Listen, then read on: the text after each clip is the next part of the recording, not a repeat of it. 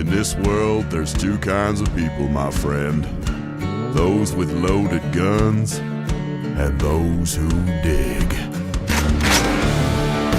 Broadcasting from a Montana wilderness fortress at the headwaters of the Missouri, this is Matt Christiansen Live.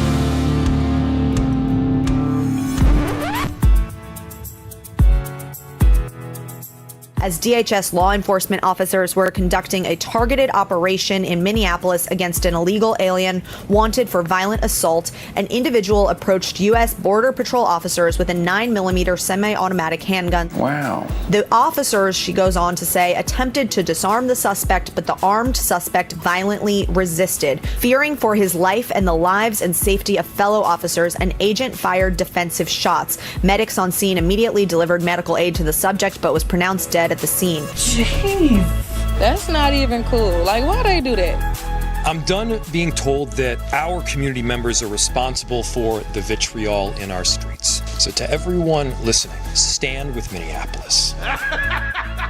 No, I don't think I will. You are fake news. I shot someone with a gun. What are you doing? Very fake news. Boy, that escalated quickly. I mean, that really got out of hand fast. You jumped up a notch. It did, didn't it? Who gives a crap? I don't care. All right, America, go to the YouTube right now. Skag free, whoever he is. Duct tape all over the place. It's a disgrace. All right, go. In 5, 4, 3. I can't do it. We'll do it live. Fuck it, we'll do it live.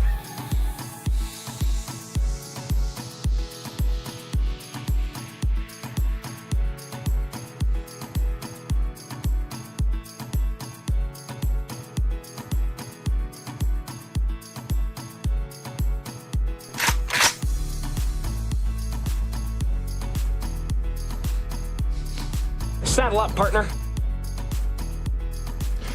So, Matt, I can hear the background noise and not you.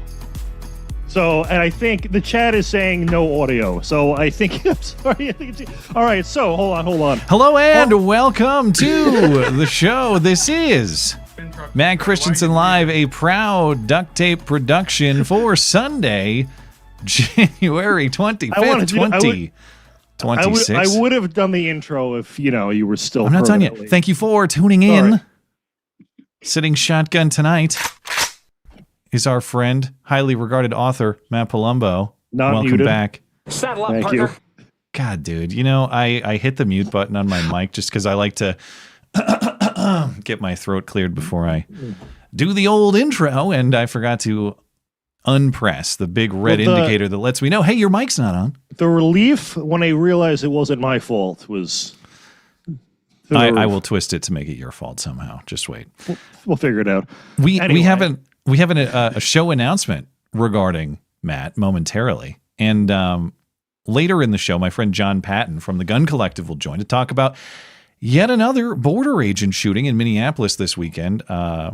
Plus highlights from SHOT Show. We're going to get into that as well in Las Vegas this week. The annual gun convention, of course, and some other items with John also. But in the news for discussion, of course, it continues to be all things Minneapolis. The Battle of Little Mogadishu rages on. Another week, another shooting from an activist, or on an activist, rather, from a federal agent. This was Border Patrol, not technically ICE, in Minneapolis yesterday morning. But upon review of the evidence, which we will get into, Matt, I am reasonably convinced that a Sig Sauer accidental or negligent discharge is behind the whole thing. We will examine. Kim Higby, meanwhile, infiltrated the Ice Watch signal chat in Minneapolis. You see that? Yes, I saw it rumored or at least alleged that the lieutenant governor was part of it, and I haven't seen that verified, but there were government employees in it. So they're many friends of Tim Walz. That become friends with school shooters. Yeah, this looks like it could be some good evidence for a potential federal investigation or prosecution. We'll see where this goes. After John's segment, we'll get into a hoax hate trio as well. And of course, we will catch up with your super chats too. We appreciate those of you who support the show. Before we get into it, got to say hello to our friends or our friendly listener-owned business for the evening. That's our friends at Hero Soap Company. If you listen to the show, you are well aware that when you buy Hero Soap, you're getting a great-smelling, all-natural, made-in-America product that supports veterans and first responder charities with every purchase. There's also a new scent from our friends at Hero Soap Company. Bourbon Plus Lime is a warm and zesty blend of rich and complex notes of aged spirits and bright citrus. As always, 10% off everything from our friends at Hero Soap Company using promo code MCListener. Find all the information on Hero Soap at mattchristiansenmedia.com/deals. Deals by listeners for listeners. I can't believe I'm actually going to say get your face off that mic because I can hear you breathing. Back that off. What I'm going to do instead is I'll stop breathing.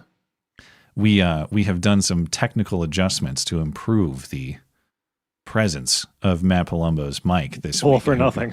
Now you can hear him breathe. You couldn't hear him before. Now you can hear him breathe. So, appreciate the effort. But I have a little bit of housekeeping, an announcement regarding Matt Palumbo for everybody. Let me build it up a little bit.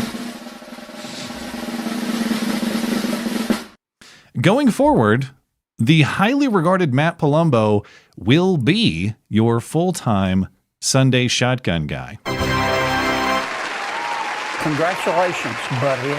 So Matt Palumbo will be on the show Sundays regularly, including our guests, of course. We'll still do the guest segments that I'm always trying to wrangle. The rest of the shotgun sitting personalities will join a rotation and a panel on Wednesdays. I'm going to get into more of the Wednesday format adjustment on Wednesday.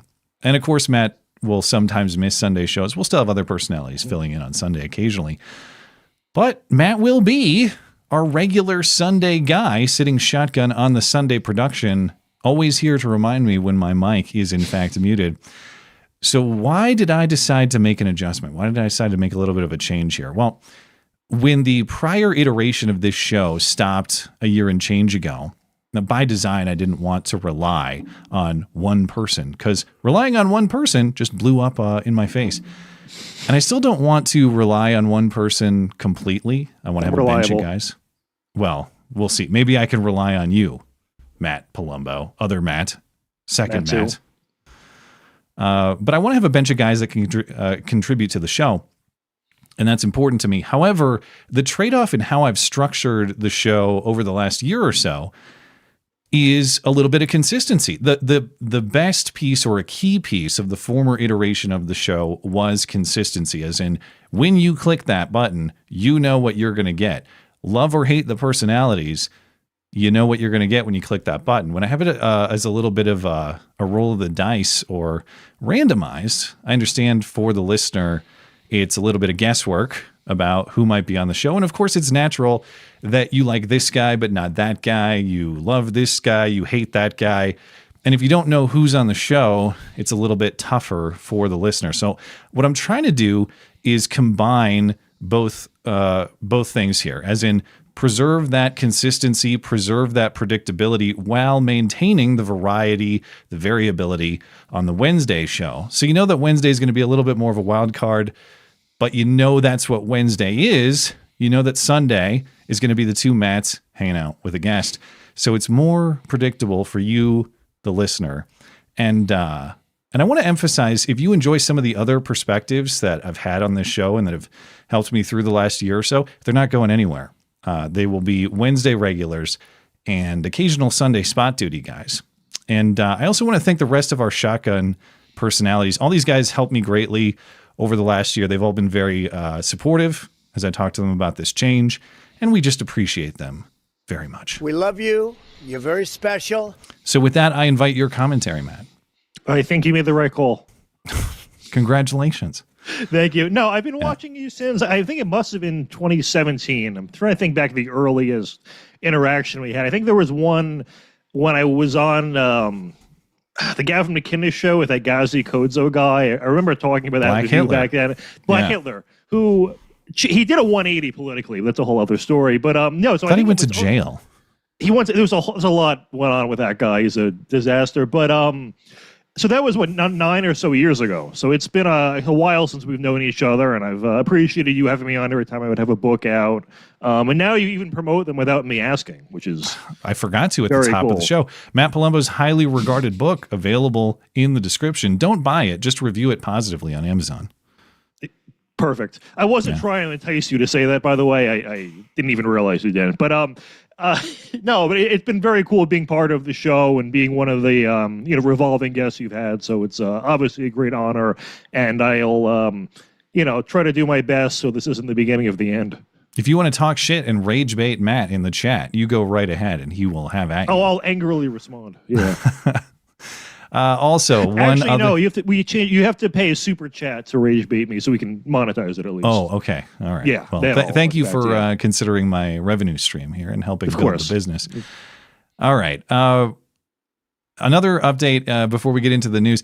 I wanted to mention what's going on with the tech situation and the duct tape. Of course, Sunday we had another tech debacle, a PC crash that caused a disruption and a break in the show because the new PC I bought in September has some mystery problem that I thought I solved, but hasn't actually been solved. So I took the PC back from whence it came at Best Buy on Monday, and they assured me that they had their top nerds on the case. Top men. Those Geek Squad guys, I guess. Now, without all the technical talk, it was indeed a GPU problem, as I suspected. It just wasn't exactly what I thought it was. They say they fixed it. Since I got it back on Tuesday night, I have run PC stress tests. I have run test streams for several hours. No problems whatsoever. So that means we are about 10 minutes away from yet another catastrophic PC crash and this show going down. So stand by for that. But done my due diligence to try to save the stream and save the PC here. I appreciate everybody's patience with that interruption, and my apology for the tech breakdown last weekend. But let's get into the news. Of course, the big news of the weekend is yet another federal agent shooting in Minneapolis. Now, technically, these agents were not ICE, or at least the one who shot here was not ICE, but Border Patrol. And I'm going to start the discussion, of course, in as poor taste as possible. Isn't it at least a little bit weird that the names of the two people shot by border agents in Minneapolis are pretty and good? Pretty good. Pretty good. It's actually pretty. Pretty. It is itself pretty good. And if a third person is shot by midnight tonight, I win 10 grand on Polymarket. So I'm really winning on that. You stole that joke off Axe. I saw some people saying, I did. You've got a whole parlay. I get a whole parlay. I took the Broncos and the points plus Broncos covered, right? So you take the Broncos, you take the Minneapolis ICE shooting. That's a pretty good bet. Yeah. Now, I did look to see if there was a betting line, by the way. Unfortunately, you can't on such things. They've drawn a moral line. All right. Yeah. I'm not actually saying this to mock. I just think it's pretty odd. Like, what an odd combination of names. And actually, I want to start by honoring Alex Preddy, the guy who was shot dead yesterday, because I actually do appreciate him greatly, as listener Cody reminded me in my email inbox yesterday and today, because I have sifted through all the poor quality, vertically oriented video that we're about to see. Alex Preddy had the decency to record properly, like a civilized person, in horizontal orientation. So that is very much appreciated. God bless him. I appreciate his contribution in that way. But Alex Preddy was a 37-year-old VA nurse. And his father, Michael Preddy, tells reporters his son was participating in the protests because he cared about people deeply, and he was very upset with what was happening in Minneapolis and throughout the U.S. with ICE, as millions of other people are upset. Now, Alex Preddy was carrying a gun at the time of this confrontation, at the time of the shooting that killed him. As we'll get to, it's a pretty fancy SIG P320 setup. So the gun, and now there's, as far as I've seen, there is no evidence to say that he brandished the gun, drew the gun, any of that stuff. But of course, he had the gun on him. And I think the gun is a very key component of what happened here, the specific SIG Sauer P320. More on that in a moment. According to Minneapolis Police Chief Brian O'Hara, Preddy was licensed to carry in Minnesota. So nothing illegal about the way he was carrying. You were still breathing into that mic. I just held my breath for a minute and a half, man. What is that? I thought we got everything sorted out. And now it's like, all right. What's next? Yeah. You sound like Will Stancil on his stream breathing so heavily. Fuck, that's the worst insult that you could really levy at a man. More on him later in the show. He's an interesting character. But let's get through the video and the sequence of events, because this is something of a complicated case. This confrontation happened yesterday, Saturday, near 26th Street West and Nicollet Avenue in Minneapolis. This is the southwest part of the city. According to a DHS statement, agents were conducting an operation targeting an illegal alien wanted for violent assault. I'm not sure who exactly that was, but that's who the DHS says they were looking for. And as we'll see in the video in a moment, Alex Preddy is seen recording these events on his phone. He's also appearing to direct traffic in the street.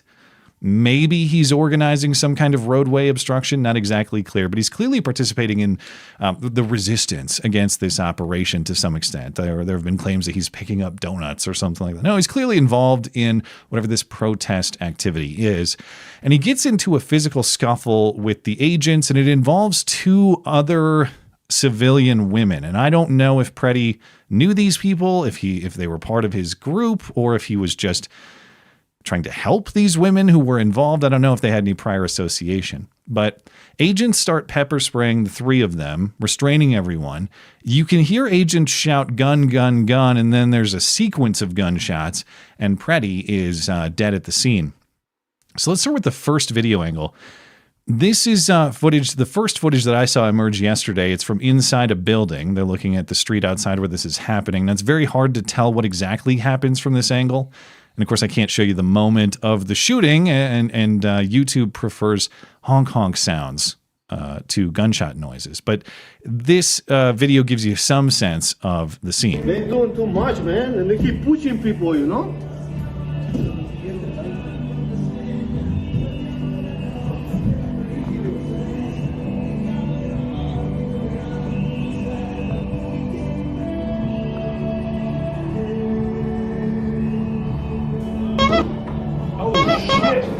What the fuck? They killed him? Did they fucking kill that guy? Are you fucking kidding me, dude? Not again. Are you fucking kidding me? That guy's dead. Okay. They have the weirdest reactions to watching someone get killed. I thought that was pretty accurate play-by-play. Well, it's an accurate play-by-play, but to just be like, "Oh my God, they just did a heckin' murder, man!" Can you believe? I don't know. It's just very Reddit-coded the way they speak. Now you're really sounding like Will. Yeah. Well, that was the first video angle. Later in the day, there was a second video angle. This is a better angle that shows a lot more of what's going on. This emerged through something called Drop Site News. And here we can see more of this physical confrontation that led to the shooting. And we can hear those gunshots more clearly. There is this initial gunshot, and then what I count as 9 more after the first one, but it's something like that, 9 or 10 follow-up shots. Now, there is still all of this insufferable whistling. These activists follow ICE around. They blow these whistles. I've turned that down a little bit. I might just cut the audio because it's so annoying. But again, for YouTube compliance, I can't show the moment of the shooting, and I've honk-honked the gunshot sound. So there's nothing graphic here, but this gives us a better idea of what happened. So I'm going to cut this crap. God, they're annoying. You can see the pepper spray going out. The border agents start separating these people and detaining them. Preddy's kind of in the middle there. You can see them trying to handle him. They get a hold of the gun that he has. They shout, "Gun, gun, gun." An agent draws and the gunshots start.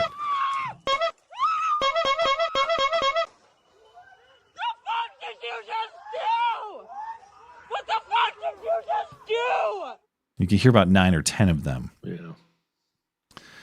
So let's take a closer look at the sequence of events here. There's more to that footage that became available through Drop Site News, a little bit more of the stuff that led up to it. You can see Alex Preddy. Let me pull that up here because I don't think I put sound on this one. Oh, yeah, I did. Dang it. You're whistling. I'd rather listen to Matt's breathing than this insufferable whistling. Okay, so you can see Alex Preddy's filming there. He's right there in the brown jacket. And he's directing traffic. Okay. Now, is he trying to create an obstruction? Is he trying to help people? I haven't seen any conclusive information on this, but he's clearly some sort of protest participant. Okay. Then 2 women who are harassing the border agents. The border agents start pushing them out of there because they're being obstructive. Then the pepper spray is deployed. Then Alex starts pulling this woman back into the street. I'll show that slower in a moment because that's very bizarre. And at that point, we see the physical altercation start. So there's some kind of street. He's moving traffic in the street. He's adjacent to these women who are getting physical or being obstructive with these agents, and that's when the shoving starts. Right there, we see the shooting start as we saw earlier. But I want to slow down the video a little bit. Sorry, do you have something to say? Well, I was just going to say, like, not getting killed by Border Patrol or ICE is one of the easiest things ever to do. I see you accomplished it today. It's just one of those things that needs to be kept in mind, and that the tactics of these people, they become self-fulfilling prophecies. Like, even things like yelling at the ICE agents or Border Patrol or blowing the whistles, you're making communication harder among them in tense situations. Yes, that's the infuriating thing about this. We're going to rip on them for being underprepared or undertrained, while we're going to make communication between them very difficult, such that they make the mistakes that we claim we don't want, but we actually do. And let's just accept their argument that Border Patrol and ICE both are undertrained. Well, then why would you want to be a sanctuary city? Why not cooperate with them so it's locally trained police who are doing most of the work here? Why force ICE to go out and commit these arrests, which are in public, which people swarm them, and thus increase the odds of something bad happening? So I mean, they don't want ICE presence at all, though. That's correct. That's but the thing is, they don't have a choice here, and they need to realize that. And I hope they find out before we get into some of these details. We'll see how Trump responds. It's not just this incident, as we'll get to. There was an agent's finger bitten off. There's all kinds of insanely violent behavior going on. I, for one, for reasons already described, hope that Trump invokes the Insurrection Act. If you got 10 guys with rifles protecting every one of these ops, you're going to see people back down very quickly, I think.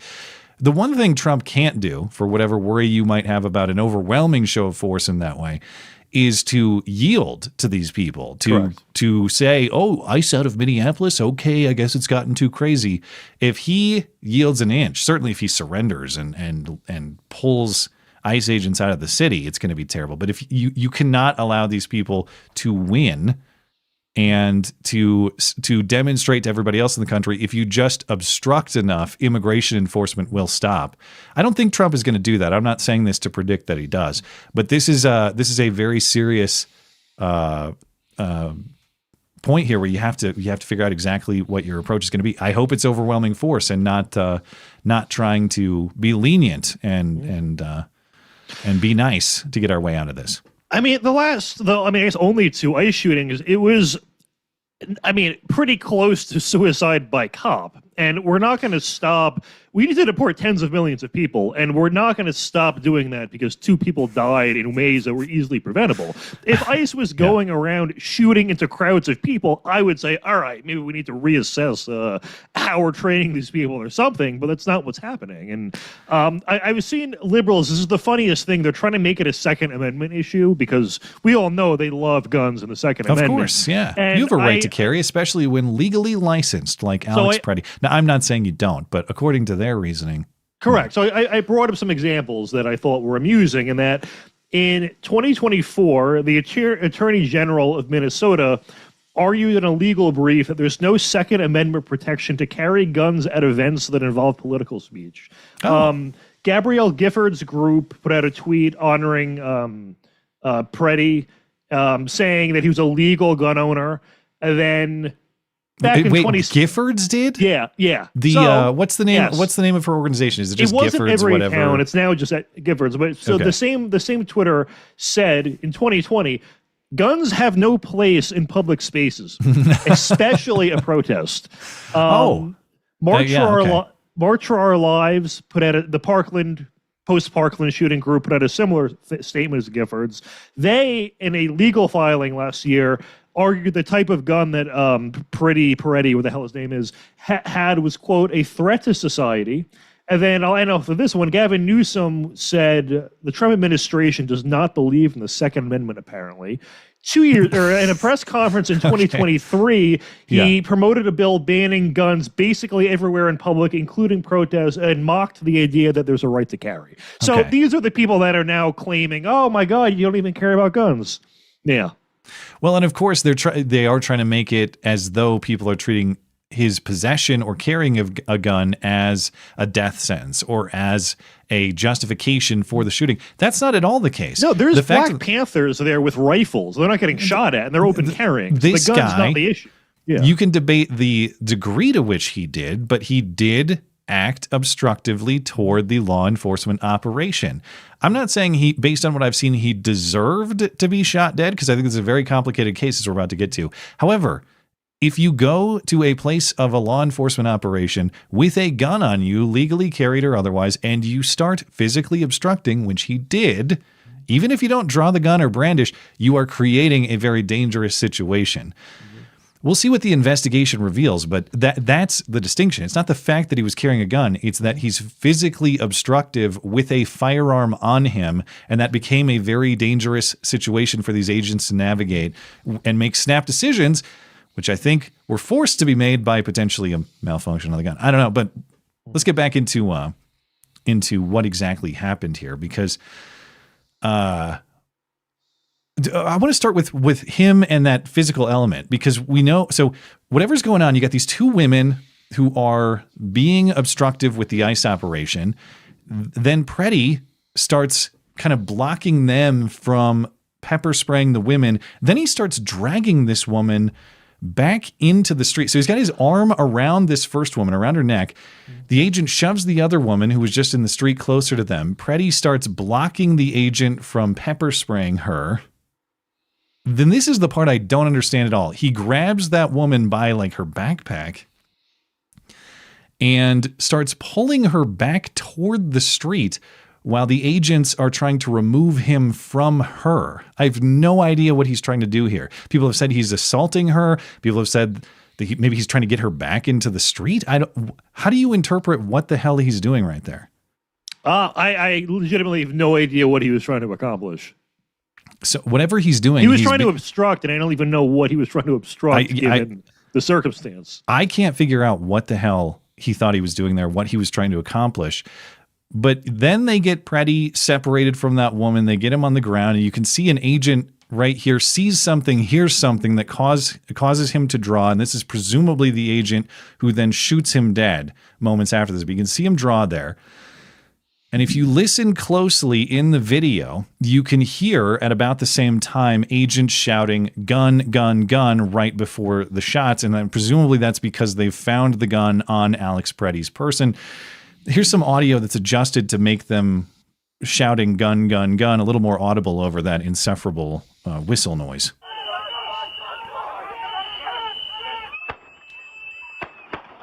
Oh, wait, I have this turned way down because of the stupid whistle nonsense. Let me do this one more time. Come on. There we go.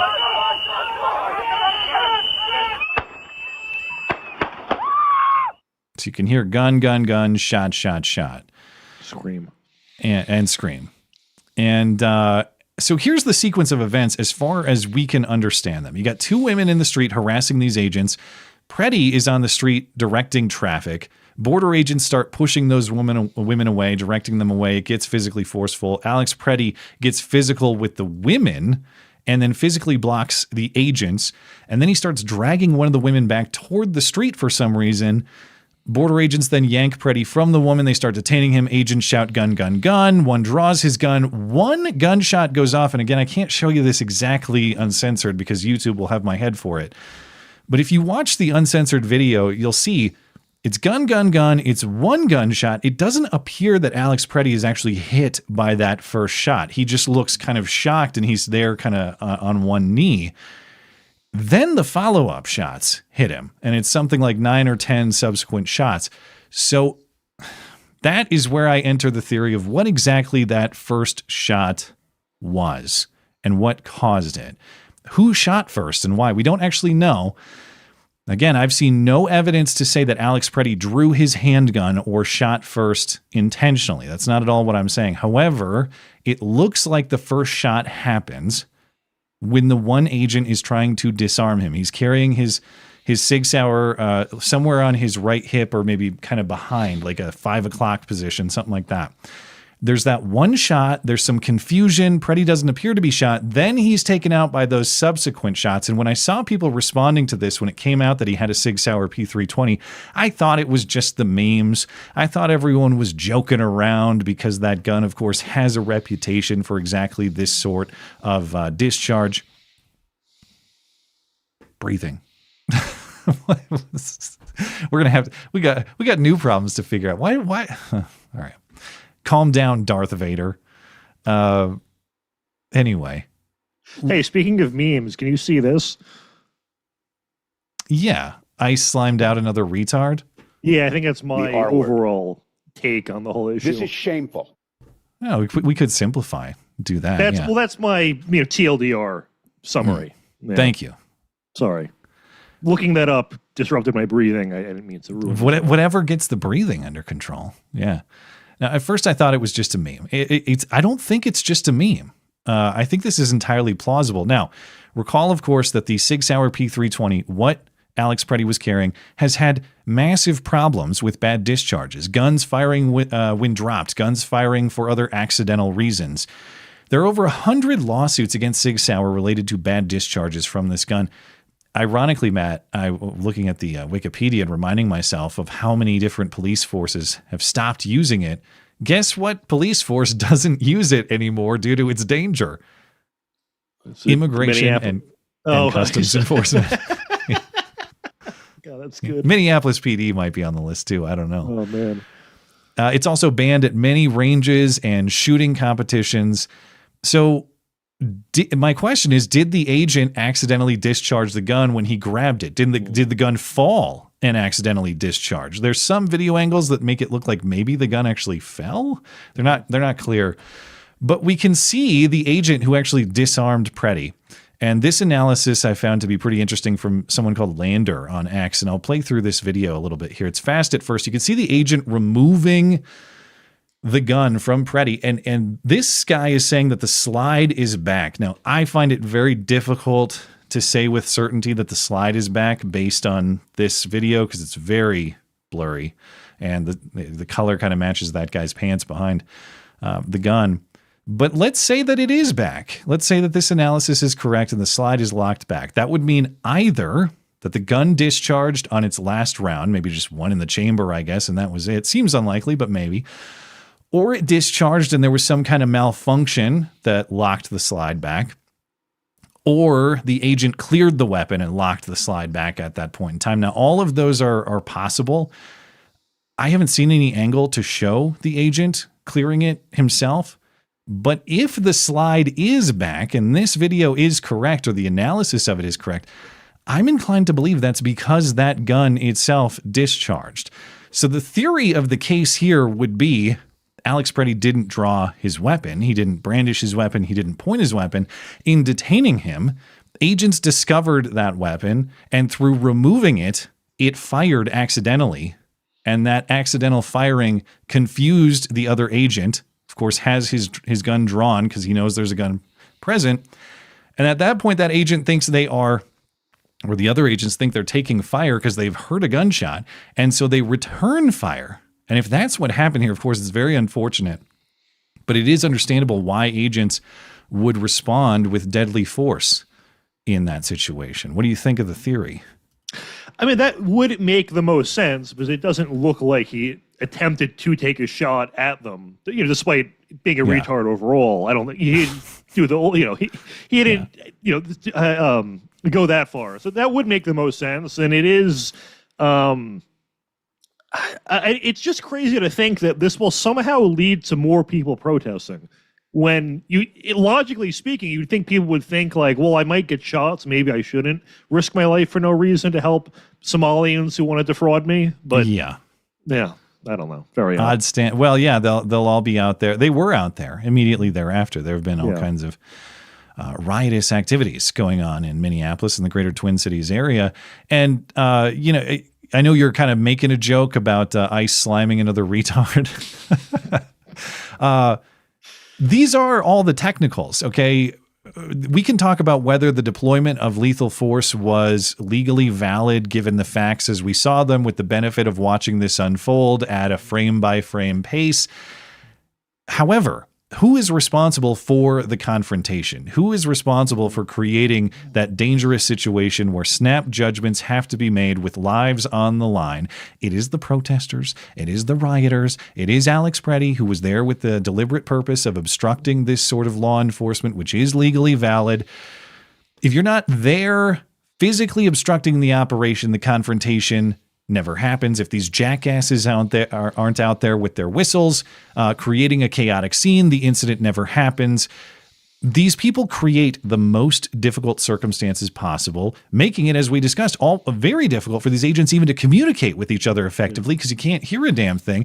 They complain and they whine when the agents make a mistake in a situation they've created to be as mistake prone as possible. And then they say that they need more training when you're creating the most difficult situation that could possibly exist for these agents. So you want things to operate more safely, more smoothly. Stop obstructing. You want ICE to leave your city, allow them to arrest these foreign criminals who are there, and then they will leave when they're done. And that includes Alex Preddy. Unfortunately, he didn't listen to that philosophy early enough to save his life. Of all the ironies here too, people don't. I was just going to bring that up. I also have that one on my phone. Alex should have listened to Alex. Yeah. Stay home, save lives. Poor guy. He would still be alive if he had just stayed home. You could say, oh, well, there's injustice going on in my city. Don't I have a moral duty to... What injustice? These are foreign criminals with no legal right to be here who have committed crimes beyond just their presence who need to be removed. If you want ICE out of your city, you have to tell me who should do the job of removing these foreign criminals who shouldn't be here. And if your answer is they just shouldn't be removed, they should live here indefinitely, I don't want to hear a damn thing about making your city safe if you want people with violent criminal records hanging out. Yeah, liberals do this weird thing where they'll refer to people who have no relation to them as their neighbors and siblings. And I'm like, your neighbors and siblings are all Somali fraudsters and illegal alien criminals. It's just a bizarre neighborhood. It's who they have most in common with. That makes sense. True. That's true. Yeah. I mean, listen, for the sake of optics, this is very bad in that normies are reacting the same way they reacted to George Floyd, it seems, at least from what I'm seeing on social media. Like, there are people idiots I went to high school with who never post politics who were like standing with the people in Minnesota after this. And I don't know if it's going to be forgotten by midterms, but it does in the short run seem to be helping the left narrative-wise, which is all the more reason not to surrender to it, though. That's the thing. And listen, it'll legitimize it if you do. There's tens of millions of people that need to be deported, and you're going to have to tolerate some level of this happening, and it's all self-inflicted, as I said earlier, so far. So I don't even really think it counts. Like, it could have been avoided if he didn't try to obstruct law enforcement with a weapon that is known to discharge accidentally. It's and I'll get into the gun choice a little bit more with Jon Patton later, but it's not just a 320. It's like a very expensive high-end 320. It's like a $2,000 320. Maybe, I don't know. That's what I heard. Fact check me on it, but he it looks like he paid a lot of money for a gun that maybe cost him his life through a bad discharge. Again, that's a theory of the case. It's not confirmed, but it does seem pretty plausible to me. But speaking of the... Sorry, I got a text from my wife that Preddy is confirmed to be a cyclist. So I was trying to be humane and understanding. All gloves are off now. Yeah, now I'm whatever. Okay.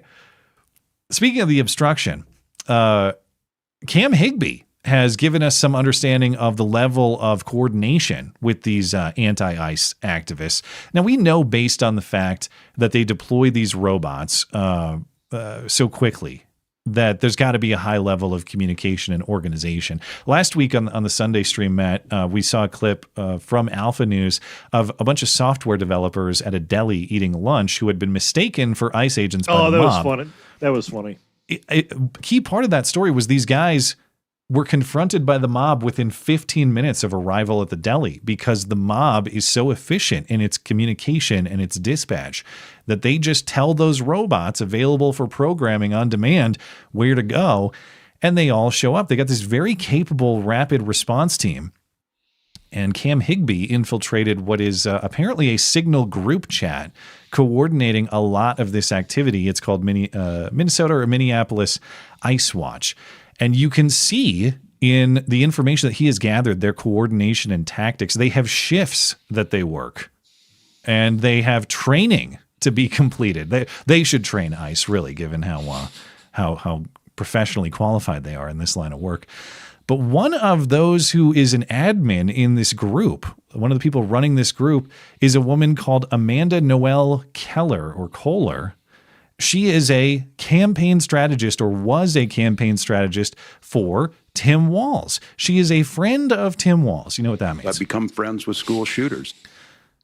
Perhaps that detail will be relevant in the ongoing investigation of Tim Walz. She's apparently been organizing these robots to go on their deployments to obstruct ICE. Now, I also saw information. This is the claim that's circulating. I think you mentioned this earlier, Matt. I saw this, yeah. The claim is that Lieutenant Governor Peggy Flanagan, who recently wore the hijab to appease Muslims, I don't know if she ate the bean pile like Jacob Fry did, but she is alleged to be one of the dispatch admins in this Signal chat. Now, I haven't seen evidence to confirm this other than there's someone in there named Flan Southside, which sounds like Peggy Flanagan. But so I don't know. Have you seen any information to say that this is for sure her? No, I haven't seen anything confirming it. I mean, she is an insane woman. As you've said, I think it was someone did a side by side where she was like talking about America becoming the Handmaid's Tale under Trump, and then the next was like her in the hijab burqa-ish setup, which was a funny juxtaposition. But I mean, it wouldn't surprise me, but I haven't seen it confirmed. Okay. It wouldn't surprise me either based on her track record. If people don't remember her, she's the one with famously has that photo. I don't have it handy, but wearing a shirt that says protects trans kids with a knife on it. And it's like, is that for cutting up the kids or protecting the kids or both? You use the knife for two purposes. Okay. Yeah. Local politician David Snyder is also an admin. And there's a woman running for state senate called Anita Smithson, who is a dispatcher in this Signal chat. Now, the chat is apparently also run by public school teachers. Cam Higby says he tried to get into the chat that is organized for Bloomington, which is one of the Twin Cities suburbs. An admin told him in the chat that chat is vetted for teachers. He had to describe his relationship to a school and give his real name. So we've got a bunch of public school teachers participating in this.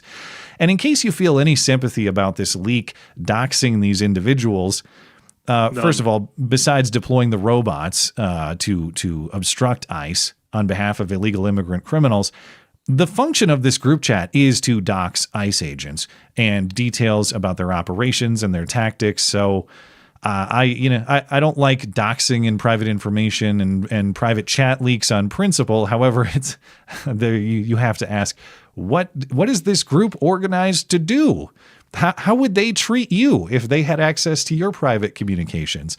And of course, this is a group communication organized for the purpose of crime, for the purpose of obstructing lawful federal law enforcement. So any sympathy about doxing, I don't really have much. I don't know that I can count on you for sympathy for these people. Do they count as retards to be slimed or what? Negative sympathy. Oh, okay. Yes, yeah, they're next. Future slime candidates. Yes.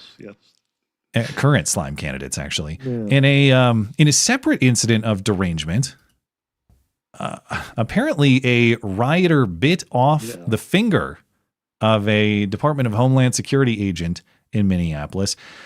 This story has the images censored. I'll be careful because some of them are. I don't want to show the fingertip. It's even that I don't want to show. I'm back off. The Trish McLaughlin tweet is uncensored unless they censored it in the article. I I'm pretty Yeah, sure. That's where I saw it, and it's it's exactly what you think. I mean, it's not something you want to look at before eating. So Trish McLaughlin didn't offer. This is the DHS Assistant Secretary. Details where exactly this happened. It did happen over the weekend, apparently. She says the rioters attacked agents. One of them bit off a Homeland Security investigation officer's finger, and he will lose that fingertip. That's disgusting. Unclear why this person was not shot. Why didn't the SIG take care of this finger biter? And unclear which one the biter is. She also released pictures of these people. Now, at first I thought this person looks kind of transgender. They actually both look kind of transgender. That ain't no woman. It's a man. Was this a tranny finger biting that just happened? I mean, they all kind of look trans, which is hard to. Oh man, I actually don't know what I'm looking at here. You can convince me this is either. How hard you got to bite on someone, and geez, man. Yeah, I mean, I assume you probably break it at the joint there. Yeah, I'm not going to show the photo, but it's the fingertip after the last joint in your finger is severed, like kind of right under the fingernail there, like right behind the fingernail. So I assume that's where you break it if you bite hard enough. Yeah. Well, one of them should be shot. Is the takeaway? Well, they survived to tell their stories, I guess. But, you know, speaking of feminized men, you can't necessarily tell if they're transgender or not. Will Stancil. I tipped you off to an interesting creature this week. This guy's new to me. At least I don't think I've encountered him before. So he made, to give the summary of who this guy is, he's just a cartoonishly left-wing guy that's become a laughingstock, but has like almost become beloved by the right wing because of how out there he is. But he made the local news in Minnesota last year because do you remember when Grok kind of went rogue on X? Yeah, it was like Grok became a Nazi, right? So one of the things that happened when Grok became a Nazi was it started giving people advice on how to rape Will Stancil. And like it included like Grok went through all his social media and did a statistical analysis of like when he would be most likely to be home and like which window to break in. And it based on his tweeting habits. Yeah, okay, so it made the news. And then so anyway, but there's also some woman made like an AI television show a few months ago called The Will Stancil Show based on his life. And it's clowning on him, but it feels like a real show that could be on TV, and it's very funny. Well, Will Stancil apparently is going to these ICE operation locations in the Twin Cities, and he's confronting ICE agents, and he does it in a unique style. It's this very innocent, as you say, very cartoonish style. Yeah. It's very, hey, golly geez, guys, come on, scram, go home, get out of here. Here's one example. It do be like that, yeah. His friend Jamal is in the next clip, but yes, right. This is the original clip. Guys, come on, go home. You don't belong here. Go home. I hope that money's going to last you forever. It was a nice city before you got here. It could be a nice city again. You just got to get out of here, though. Like, you know nothing good here. Not helping anyone. You know that. I know that. Just go home. Just go home. No. You can go be with your families. Why are you here? You're not helping anyone. Go home. I am a gay homosexual.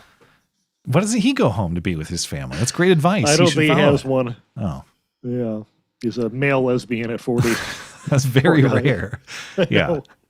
Now, you mentioned his pal Jamal. Jamal is not real as far as I'm aware. Or you it's a gag in the show I mentioned that his... It's a black guy in the show that agrees with everything he says, and it's like the most annoying thing to him. That's the joke. He has a master's degree in like black studies, so people will tweet at him when he says something dumb. They'll be Does like, he actually have that? Yeah, they'll be like, Will, you have a degree in black people. What do you say? Which is he has a degrry in black studies. He's a degree in black people. Yeah. Okay, so here he is, an AI generation of Will Stancil. Lecturing ICE agents about his academic qualifications. Guys, my name is Will Stancil, and I have a degree in black studies. You need to listen to me right this fucking second. I have a black friend named Jamal, and he agrees that you guys are evil. Grok may have raped me, but I have a whistle now, so I'm in charge. Isn't that right, Jamal? It do be like that, Mr. Stancil. I don't even like racism. So he's saying Grok may have raped me. That's what it's about. Is Grok trying to organize attacks on his home? I don't know. If you search his name on YouTube, though, like Will Stancil Grok, there is a local news where he goes into detail about Grok trying to rape him. And it's hilarious. Well, I think this one happened yesterday. I don't know, but you sent me this one. That was over the AI. weekend. I was to clarify to anyone who. Yeah. I think it was obvious. Thank you. That one's not real. For the one person who didn't realize, but yeah. This next one's real. Next the one is you sent even me. better. I think this next might have one's happened better. yesterday after the shooting, or it happened sometime after Renee Good, because he's talking about ICE killing people. But this one, I've probably seen this one a dozen times. It still cracks me up every time I see it. They're shooting at me. They are shooting at me. Bunch of dogs. Oh, you stupid dogs. What are you doing? Hey, arrest these guys. They're coming for us. They're coming for us. What are you doing? You killed someone, not us. You killed someone. Oh, who gives a crap? I got a gas mask. I don't care. What are you doing? What are you doing? The who gives a crap is the best part. He's like Ned Flanders at a protest. Yeah, the guy is just a soundboard gold mine. What are you doing? He's so who good. gives a crap? I don't care. His Saving social those for media, sure. he just like live posts his manic episodes, and they're very funny. He needs to voice a cartoon character. He needs to be hired by some sort of cartoon production. Unironically, he has a very cartoonish, entertaining voice, and I think it would work out well for him professionally. Yeah. I wish him the best. Hey, I'm a fan. I like the production. I think it's a good stream. I'm intrigued. Highly entertaining. All right. Before we get into Super Chat, and we'll get to Jon Patton in a little bit here, but I want to talk about the latest involving the church invaders from last weekend. Of course, it's already old news, but as of Thursday, Pam Bondi did indeed arrest the church invaders from last weekend. Ladies and gentlemen, we got him. So it's Nikiva Levy Armstrong, the Black Lives Matter lady with a scam charity that she lives off of. Community organizer Chantil Louisa Allen, and yes, William Kelly, the guy otherwise known as Woke Farmer, the guy who dared Pam Bondi to come and get him. Come and get me, Pam Bondi, you fucking traitorous bitch. And she did. They were all got Which it. surprised me, but to be honest. I was pleasantly surprised too. They've all been charged with conspiracy against rights. This is the KKK Act. The same one they went after Trump and Douglas Mackey on, in this case conspiring against people's First Amendment right to assemble in church and worship and all that. Prosecutors also tried to bring charges under the FACE Act, which makes it a crime to disrupt a church service, the same law that Biden and company used to go after abortion clinic protesters. A judge actually rejected the charges for the FACE Act charges. And they've all now been released from custody. They're all out. But Don Lemon, as of this hour, remains at large. Don Lemon has not yet been arrested, and that's because the charges against Don Lemon were also rejected by a federal judge.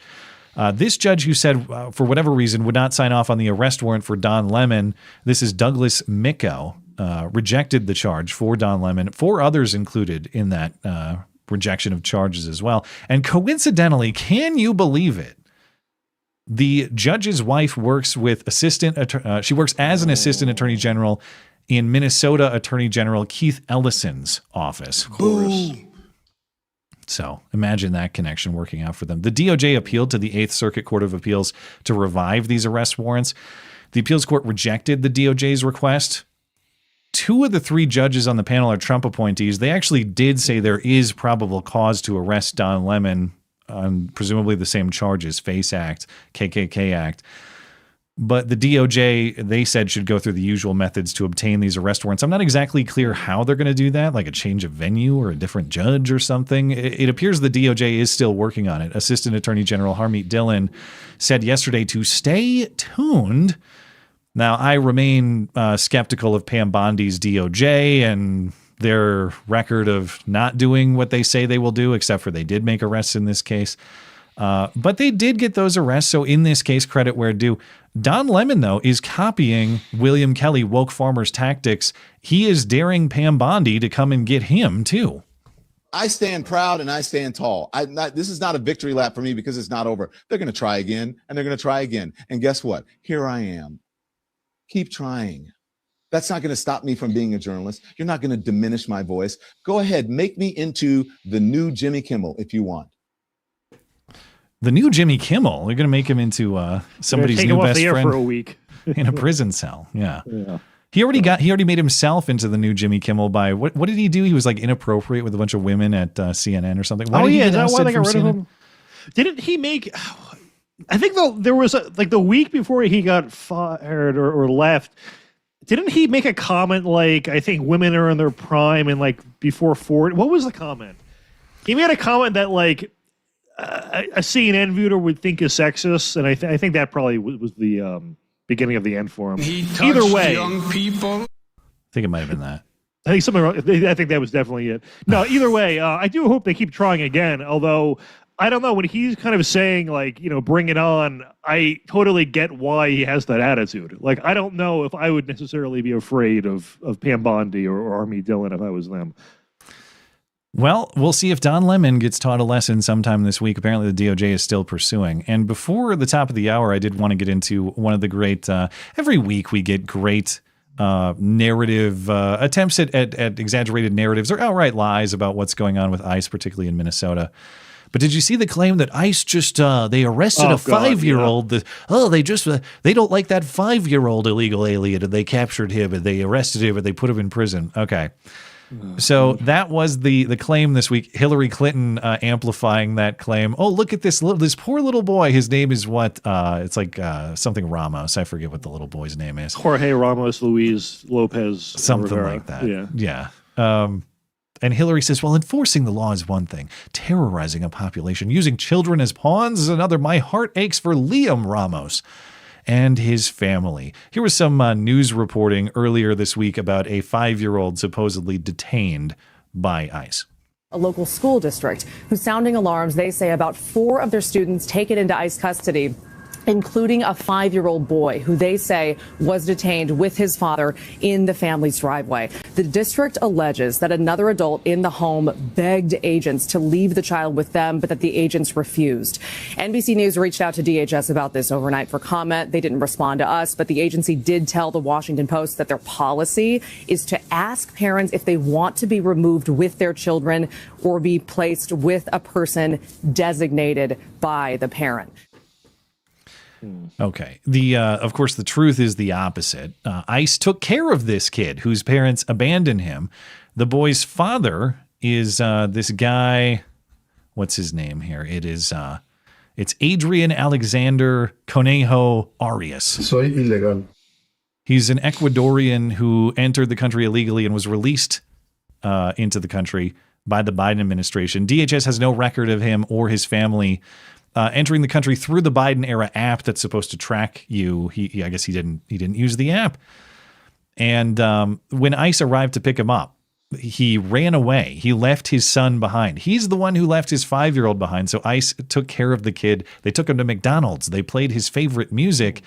And for all the concern, why didn't they just leave him with someone else? As though ICE is supposed to just leave him with a random guy to care for him. No, they went to the boy's mom, who also lives in the Twin Cities area. She repeatedly refused to accept the boy into her custody because everybody had convinced her that ICE was trying to bait her out of the house with her son so that they could deport her too, which, they if true, should. Maybe they should. Well played. Why would she admit that? So she wouldn't come out. And so they took the boy down to Texas to be with his dad. He's now in a facility that's set up for families in Texas. But yes, we're just rounding up those 5-year-olds. And that's why all the teachers are in the Signal group chat to protect their kindergartners from ICE arrest that's coming otherwise. But look at that. Perfect timing right at the top of the hour. You have anything else to say about all the Minneapolis ongoings before we take a super chat break? It is interesting how the two most recent shootings have happened within a very close radius of George Floyd's death. So maybe it's just this part of the city is completely cursed. I love that about Minneapolis. I've seen people, left-wingers, friends of Will Stancil, friends of Tim Walz. How could it be that Minneapolis, a place of such progressive tolerance and understanding, has become the epicenter of all of this racism and hate and violence? It couldn't be us. It couldn't possibly be. No, it's because Trump hates us for our virtue. And so we have, even though Trump had nothing to do with George Floyd and all that, but Trump hates us for our virtue. So that's why we're being targeted. Never mind the fact that ICE operates all across the country every single day, and you don't see these sorts of episodes happening. The fact that I heard Amy Klobuchar on the news this morning. There's only been like 9 shootings in the Twin Cities this year, and 3 of them are from ICE. Okay, one lady drove her car at the ICE agent. Another guy, the shooting was because they attacked an ICE agent with a shovel violently. And then this one, debatable, admittedly, like not clear that it was a justified shoot. However, what the hell is that? They act like they're just, it's like if you walk down a sketchy Minneapolis street late at night, there's an equal chance that like you might get randomly glocked by a guy driving by with his Glock held sideways and a 30-round mag in it just unloading. That could happen. Or there might be an ICE agent just on the corner ready to take you out because he loves executing people. It's really equal risk. The sideways, did I ever explain how Ann Coulter, I think it was Ann Coulter or Steve Saylor, figured out that mathematically you can tell the race of a shooter by the I think you've mentioned that to me before. The ratio of bullets that hit per kill or something. Yeah. There's a forensic. It's not necessarily the side angle. It's the hit percentage on the rounds. Yeah, if it's like 36 shots, 1 dead, the shooter's black. That's the basically. And that is presumably related to the sideways. So sideways is not helping. Right. Yeah. Okay. So, well, let's get into some chats here, and then we'll catch up with Jon Patton. Taker 610, Greenland will become new Trumpistan. Hey, the Greenland talk got real. Did you catch what Trump said? There's a framework of a deal for Greenland, but I didn't catch any specifics. Do you know what's going on with Greenland? Well, I mean, I think what I predict will play out is Trump started with the rhetoric being, we're going to take Greenland. I think it'll end up being, we get some sort of military benefit with their territory. Maybe we negotiate some oil deal or something. It's going to be a toned down version, but that was probably the goal the entire time. But I haven't read any specifics of a deal yet, no. But listen, there are so many countries we could take in like a week if we just wanted to. And it's really our own, the goodness of our hearts that we haven't done so. Yeah. Very nice of us. Yes. Thank you, Taker. Long Dong John. Matt and I once made love in Minnesota. I stormed his church and violated his FACE Act. Come and get me, Pam Bondi. Come and get me, Pam Bondi. Thank you. He's talking about me, unfortunately.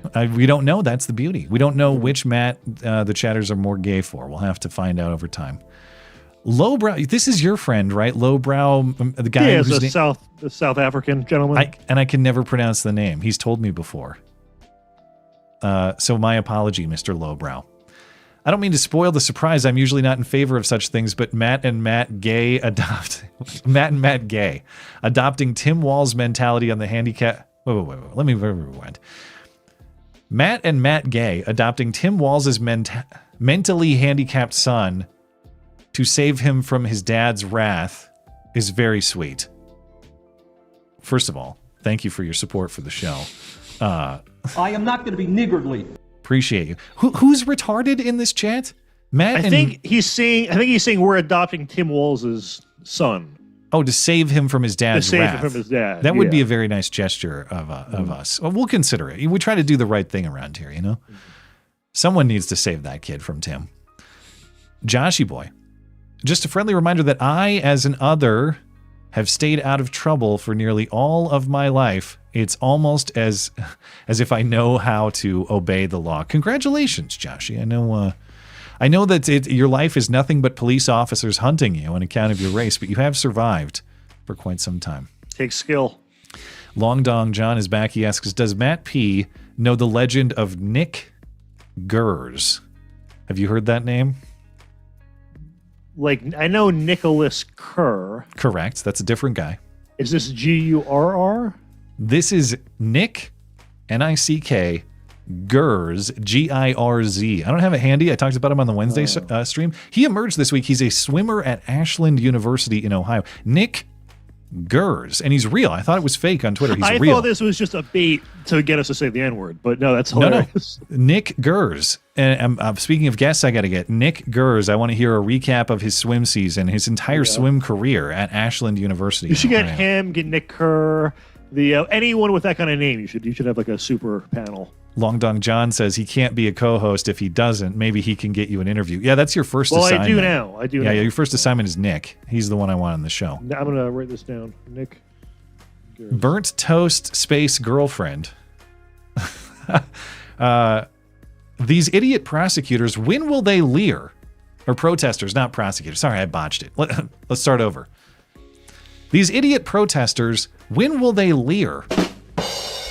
There's a lot of leering that needs to happen in Minnesota. Esoterica Unbound. As the festivities in Minneapolis show, I've also heard Snowgadishu. You could go with Snowgadishu. Two things can be true at once. Law enforcement officers are often trigger-happy, unaccountable thugs, but packing while effing with them means you're too Darwinian to remain among the living.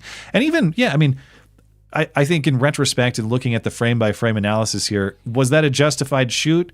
Okay, without knowing what that first shot was, it's difficult to say with certainty that law enforcement was presented with lethal force and responded accordingly. However, to understand why people might be on edge, the profession of law enforcement generally, certainly in an urban center like Minneapolis, where if you make one wrong step, you're going to get Derek Chauvined.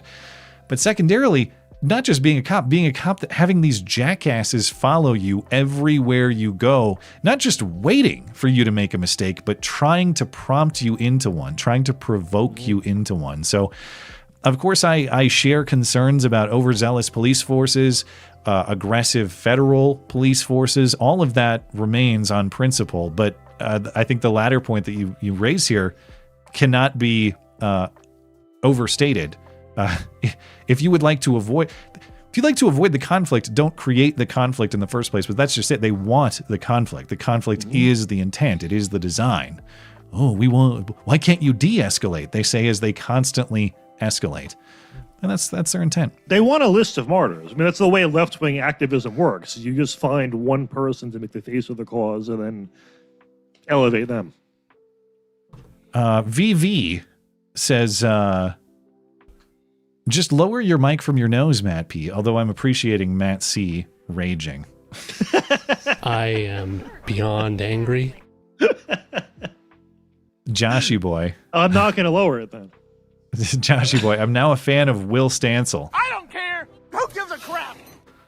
He's great. I mean, the thing is, if he had political power, he would probably kill us all, but he's just so amusing that you can't hate the guy. Yeah. Yeah.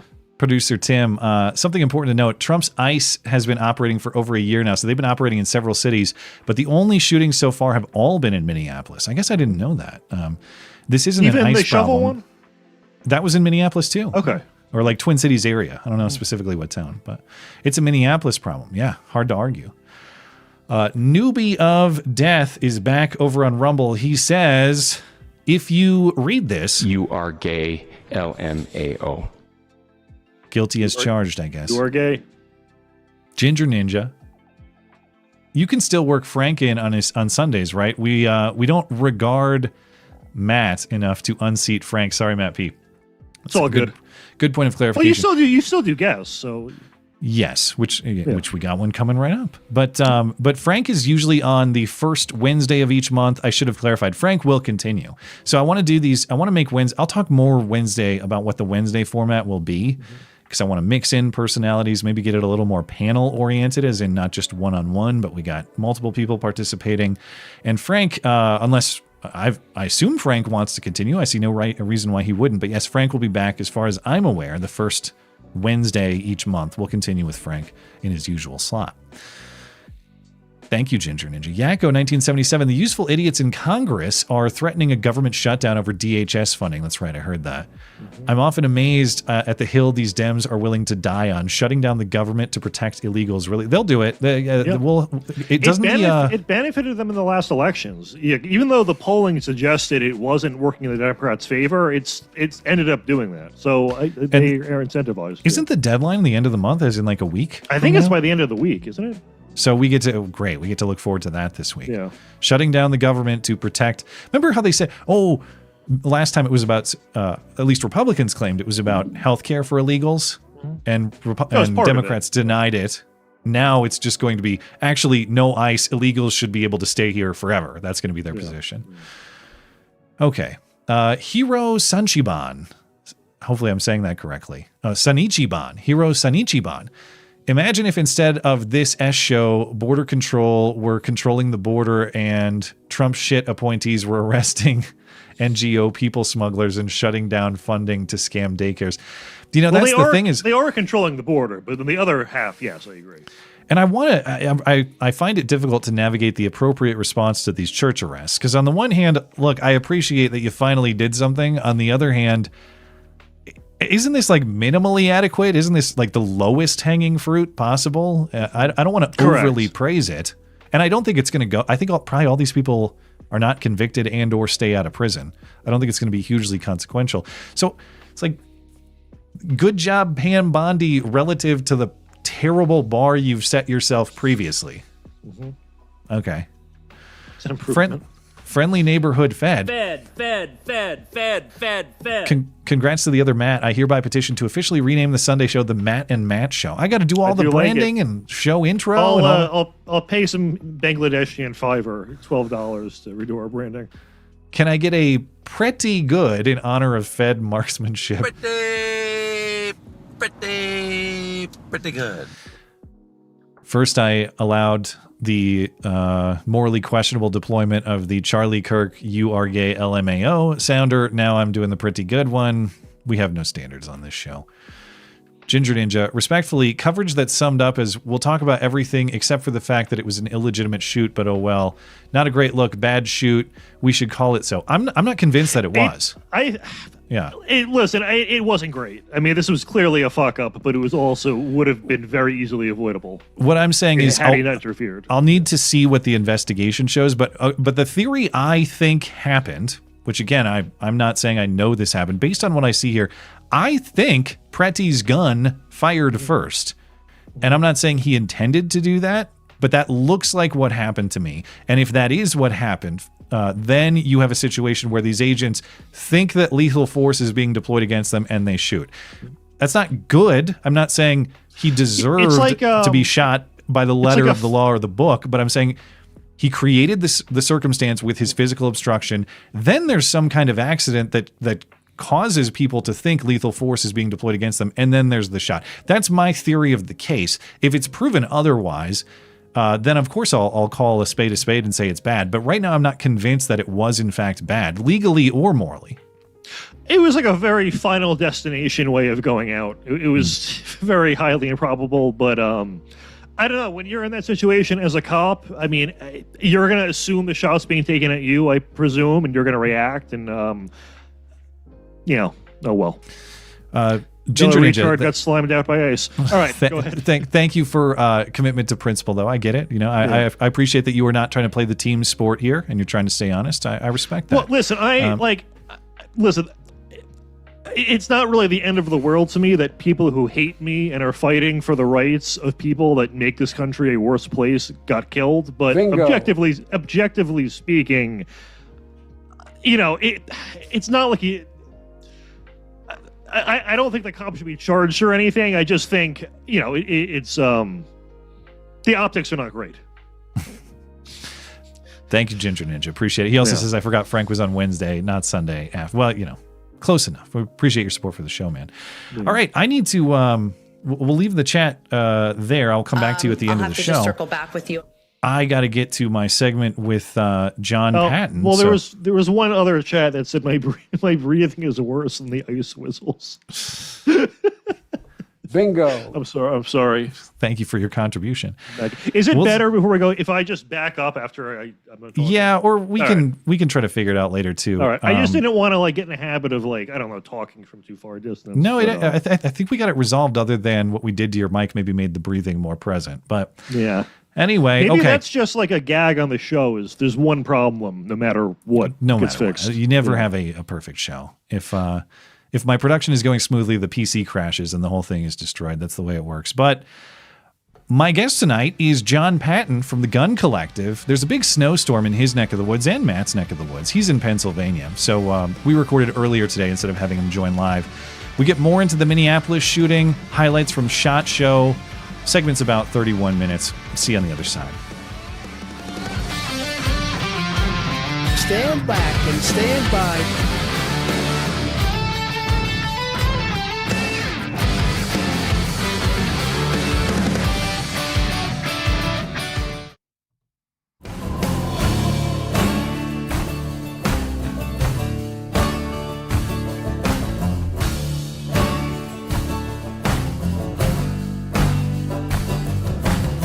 Welcome back. My guest tonight is Jon Patton from the Gun Collective. Find Jon and all things Gun Collective at theguncollective.com. Jon, thanks for making time as always.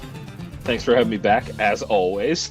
Well, I want to get your recap on SHOT Show that happened this week in addition to some other items in the news. Gosh. We'll see if you survive this snowstorm that's apparently hitting you right now. But the breaking news, the big news over the weekend is yet another federal agent, border agent shooting in Minneapolis. We were talking about this just before starting our recording here.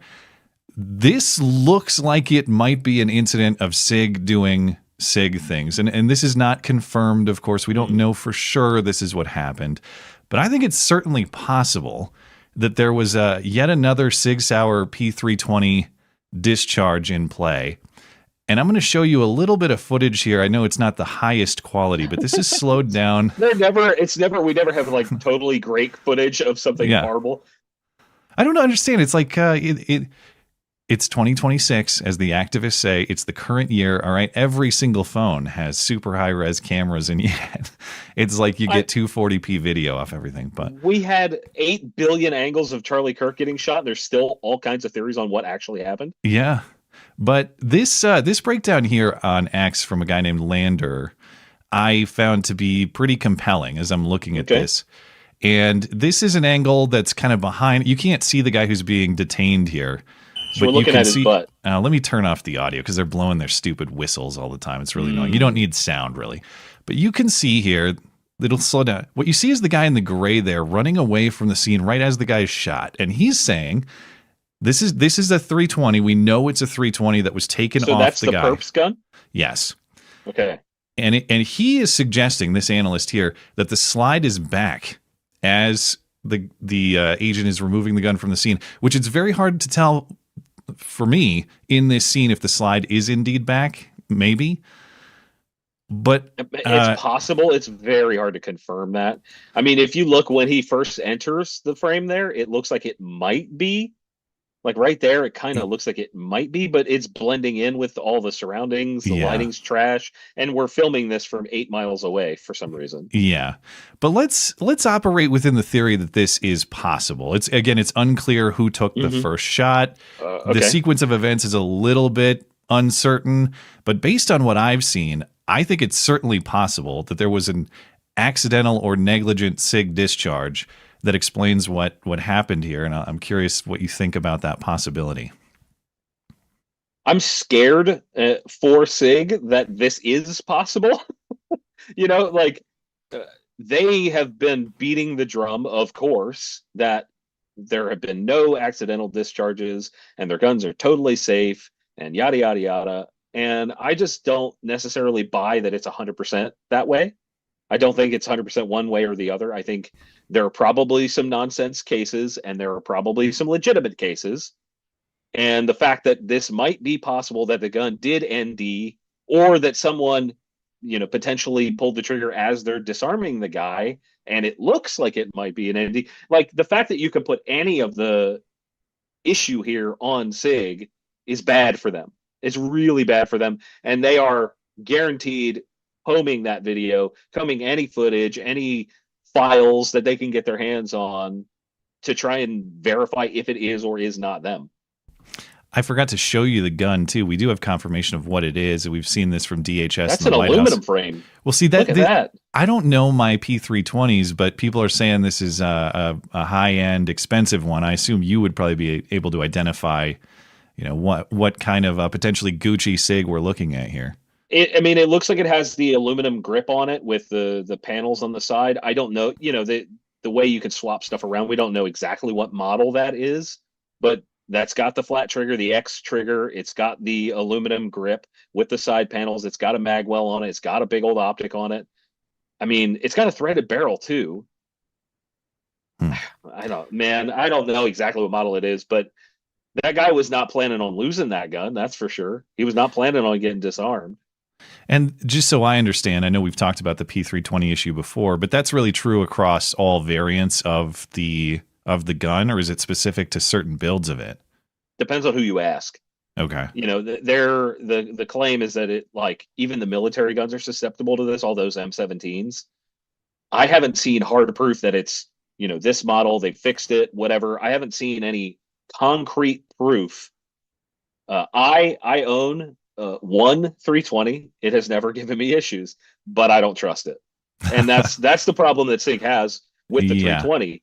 People are swapping to the 365, and I honestly think that might be why they pushed the 365 so hard, is because people are afraid of the 320. Whether that's a legit fear or not, people are afraid of it. I was reading about the 320 before this, and ironically, it turns out ICE has actually discontinued use of it for safety reasons. ICE is no longer using this gun.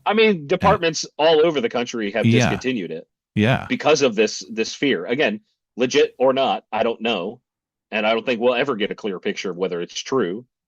I think people are just not wanting to mess with it. Why risk it, right? I guess for whatever reason, this guy decided to risk it. Now, I don't know how many people are carrying 320s or not, but that was his piece he wanted to carry. And if that is what happened here, of course, it's just unfortunate for everybody involved. The guy was getting physical with ICE before this happened. I haven't seen any evidence that he drew his weapon, brandished his weapon, escalated to that point. But if this is what that theory would suggest, that carrying a 320 had the unfortunate effect of causing an accidental or negligent discharge that cost him his life, which, by the way, given the circumstances, kind of for understandable reasons for those agents, they're in a physical confrontation with this guy. They know he's armed, and they hear a gunshot go off. I understand why that becomes a lethal force situation, but man, what a crazy situation if that's the way this happened. A crazy situation for SIG too. But not great. Maybe they can clean up their anybody. Maybe they can clean up their image at SHOT Show, although it's a little too late for that too. But SHOT Show was this week, and I'm curious if you can catch me up on what the big industry news is. I was looking at some of the things that were revealed or unveiled, and I have some questions about some items that interested me, but I'm curious what your thoughts on the highlights of the event were. I think there were far too many expensive guns that were released. We saw $5,000, $7,000, $4,000, 2011 style pistols. That seems to have been a trend that has carried over from last year. I haven't seen, outside of like Palmetto State Armory with the AXR system, I haven't seen a lot of real innovation. There was a gun that was brought in by Rock Island Armory. They said this has been imported since November. It's a shotgun, a pump action that folds up, like breaks in half, and then can be put back together. I actually posted a viral reel of that shotgun a couple times this past year because I thought it was crazy. And then suddenly they're bringing it in. I'm not saying I'm the direct cause of that. I'm saying that being popular might have been an influence for them to get that into the US. It's called the Pack Out. That one's pretty cool. I haven't seen a lot of really, really good innovation. I think one of the more interesting things was Kimber came out with something called the 1911 DS or double stack Warrior, which is a continuation of their Warrior line that they had previously in the 1911 single stack.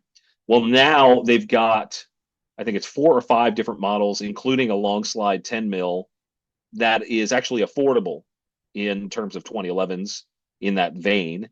And when I say affordable, the 9mm is about $1,100. So it's still not cheap at all. Yeah. Ross Martin came out with a full size gun, which is cool. They're on the more affordable side. I think it's like 500, 550 ish, something like that. You know, I haven't seen anything that's like, wow, that's amazing. A lot of companies are doing suppressors, which is boring.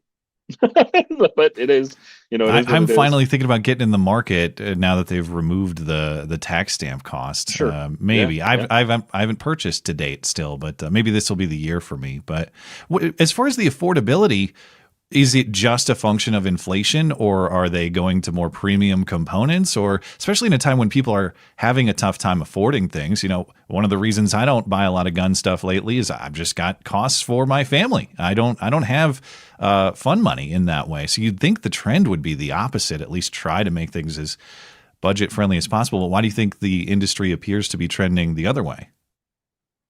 I wish I had a solid, like, this is clearly the answer.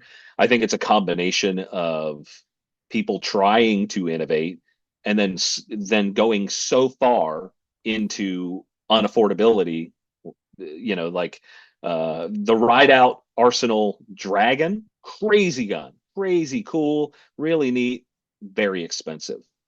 The Zermatt Arms Waltz 9, striker fired, just beautiful gun, like $5,000. And I think the consumers are going, please make something affordable that's also interesting. And I also said in the news last week on TGC News that I think what might be happening is affordable guns are out there, right? In mass. There's lots and lots of affordable guns, and they're probably not being updated as frequently. So we're not seeing them in the news and being talked about because they're not being updated that frequently. Does that make sense? Yeah, I think so. I don't follow the gun industry certainly as closely as you do, but it's been a long time since I, as somewhat of a fellow traveler, have seen something that is really different, something that seems like a major advancement in the tech, or something that makes me think somehow I got to get my hands on one of those because that's totally different than what's already in my safe. It seems, and a lot of that is a good thing, by the way. Like you get technology to a certain point where it's harder to innovate, means the technology is quite good. Like you've perfected it, perhaps. So it's not necessarily a bad thing. It's just it seems like a lot of that excitement maybe has faded a little bit, and then you have the massive costs of everything on top of it. Yeah. Yeah. The world is expensive right now. I actually had somebody that works for the president call me because I had made a comment about things being unaffordable and the middle class kind of being pushed out. And I got a phone call from someone that I know is close to the president. And he's like, what's that about? I said, I don't think people can afford it to live anymore. Homes that were crazy even 5 years ago are even crazier. They're doubling in price. And that, thankfully that market is starting to turn. But I think the middle class feels like things are just unattainable, where in the past it might have been. And I think the industry is trying to figure it out, and I think we're seeing a split where the middle is disappearing. I think we're seeing crazy cheap stuff and crazy expensive stuff. That middle ground is starting to erode, which is weird. What do you know about the potential return of 80% kits? I saw this in some of the SHOT Show coverage. Is this legit, or are 80% kits still kind of a thing that is extinct now? I think they will try. I don't know that there's, I mean, I think the appeal kind of wore off years ago, and they're still trying to make it like a very exciting thing. I think they're going to try to make that a thing. I don't know. I don't know where that's going to fall. That's the first time seeing that it even came back. Oh, okay. Yeah. I mean, if people don't remember, these 80% kits are a way to make your own gun effectively. A gun that is nearly complete, but not quite complete enough to be technically a gun under the law. And then Biden went after them. That's what got me into it, actually, was Biden going after them back in 2022. I thought I better build one before they make it illegal. And and then, of course, they went after Polymer 80, and Polymer 80, I guess they're just gone now, right? They're not even... Yeah, I believe, I'm not 100% on this, I believe they folded and didn't really try to fight. They may have given up customer records. I don't know that to be 100% true. But a lot of those companies are just abysmal companies are so willing to fold and give up customer info in those scenarios. Like, I'm not even sure it's worth it. I mean, is that what happened with them? They surrendered all the customer info. I don't know. I don't know that to be 100% true. I won't say that, but I believe I did hear something like those companies, these various 80% companies. Some of them have a backbone, some do not. Okay, and I don't Defense know if this Distributed, who's listed it for this G8. Yeah, they have a backbone. Okay, I know they do. Because I don't necessarily know. I don't know anything about the company, and I'm also not clear what the distinction is here between what they're doing and say what Polymer 80 was doing before, or if there even is a distinction. They just don't care and they're throwing up the finger and they're going to fight the legal fight again. I'm not sure if the tech has actually changed or if the way that the gun is put together through the jig and all that is different or anything like that.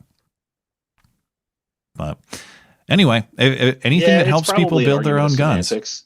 Yeah. Okay. Well, I also had a question about what's going on with the SCAR, because I know that the SCAR is see, I have an appreciation of the SCAR as from a Call of Duty perspective, okay, not from like a field experience perspective. But I always thought, one day if I have built enough prosperity for my family that I too could have an FN SCAR, I could achieve such fabulous wealth that one day there could be a SCAR in my safe. And then in the fall, it sounded like FN was giving up on the SCAR for the civilian market. And then I didn't pay much attention to it. And then now I find out the SCAR is back. So what's going on with the SCAR? So I think there's a little bit of a delay with me. I apologize for that. It looks good. Yeah. Okay. So the SCAR was discontinued somewhat recently. And for whatever reason, I don't know why they did this. They immediately brought it back. They tanked that market. Everybody went crazy. I got to have a SCAR. They're getting rid of them. They're getting rid of them. Well, they now have a Gen 2. And basically my understanding is they took all the improvements that the aftermarket made and put them into the gun. And probably some more that are better. It's suppressible now, which before it was not. You avoided the warranty. And the controls look better. It just looks like a better gun. However, the price is still absurd. Yeah, it's about $4,000, something like that. On the cheap end. Depending on which one you get. Yeah, what cartridge and all that. But yeah, and I will say this. You do not want to buy, if you're out there looking at a SCAR and you think, oh, I'll get the cheap 16S, which is the 5.56 version. That is the wrong one to buy. Do not spend your money on that. You can buy an AR-15 that is a better rifle for half of that. And I think maybe the 308 might be good, but I kind of don't understand why that is so expensive for what it is. You can spend less and get better. If let's say that I wanted to buy that sort of like 308 style battle rifle type thing, what would you say to get over the SCAR for the money? I would say my favorites, that's going to be a Lancer Systems rifle in terms of accuracy. I think you can get into a hand-built or a custom-built AR-10 style rifle and get just way better accuracy and way better consistency for less money by doing it yourself or going with a company that has good components. The Lancer, I know, I've seen that one shoot fantastic. I've heard good things about the Stag and Arrow rifles with the ballistic advantage barrels. My standards are silly, and most of the AR-10s that I have are all custom built. We put them together. Yeah, but which one is best for Rust when I have to beat those kids on Modern Warfare 2? Or we got World War SIG coming up too. I have to prepare for World War SIG or Civil War SIG at least. We have to. There's going to be a bunch of conflict caused by that accidental discharge. So I want to make sure I'm properly prepared. If you're going to 1v1 on Rust, you got to have something fast. That's all I'm going to say. Yeah, maybe the SCAR is a poor choice for that application. But all right, well, I wanted to talk to you a little bit too about this Uvalde police officer trial in the news this week. So there's this cop named all the horrible topics. Yeah, this cop there's not a lot of good news. Yeah, but this cop in Uvalde, Adrian Gonzalez. He was the first police officer on the scene. This is the school shooting back in May 2022. And they had him on trial over the last, I don't know how long the trial was, but over the last few weeks, on 29 counts of child endangerment because he failed to intervene with that shooter and save those kids. And it took a jury 7 hours to acquit him this week. And this, as far as I've seen in the reporting, is only the second time that a police officer has been charged and prosecuted for a school shooting. It also happened with a sheriff's deputy in Parkland in 2018, and he was also acquitted. But beyond the specifics here, I think there's just a lot of very interesting self-defense implications. We've seen Supreme Court cases that tell us definitively there isn't necessarily a duty for police to protect you. But here we have a case where it's not just a duty. There won't necessarily be legal accountability if they don't protect you. They're not necessarily going to be prosecuted criminally successfully. And you have a situation where you can call these police cowards, and certainly I think this guy and everybody involved in Uvalde did not display the bravery necessary for the job. However, the other side of that is they have families to go home to. They're thinking about getting out of there alive as well. And they're always going to be. And that might come into conflict with your safety needs in any sort of situation like this. So I just invite your thoughts on what this means in terms of how to prepare for worst case situations where police may not protect you adequately. I think schools in general have to do a better job.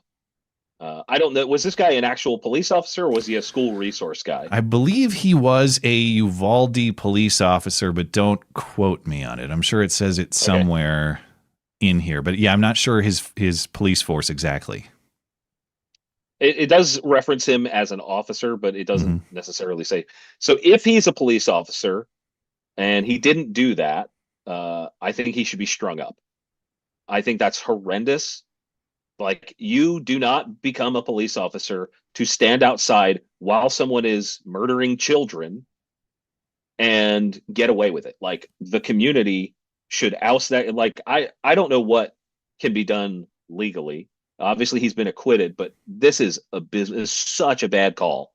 Such a bad call. However, there's also something to consider with cases like this. If the prosecution did not have a good enough argument or did not have a good enough case, it could be on them. We don't know what the ins and outs of the case were and what was being argued. So in cases like this, it's hard to say, what the case outcome was incorrect without knowing exactly what was said in the courtroom. However, morally, I think we can all agree that this guy's a piece of crap. This guy's a piece of crap.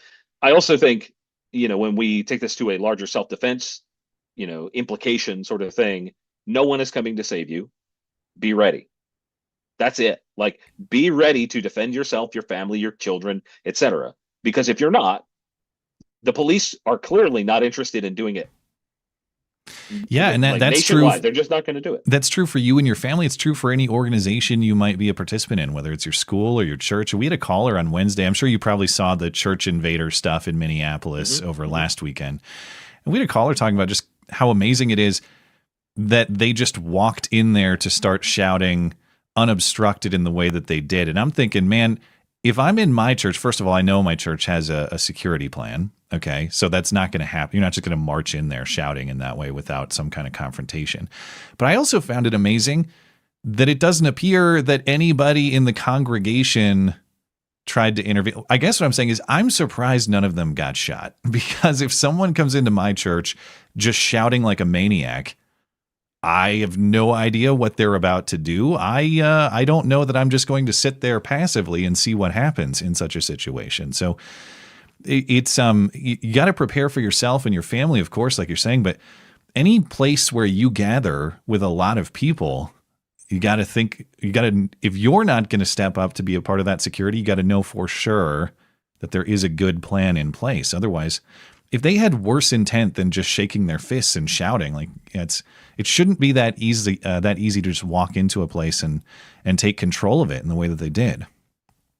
Well, we saw how easy it was for people to walk in on January 6th. It's shocking how easy that was. Shocking. like you would assume that they would have put up some kind of resistance. But that's there are other I know that's theories going to about that, upset people. yeah, exactly. Like, well, they kind of let him in. But the point is, be prepared. I think everyone should consider finding a good place to do a force on force class. Force on force training is one of the most eye-opening things that you can do. And what that means is you are like, the whole class will be armed with less lethal,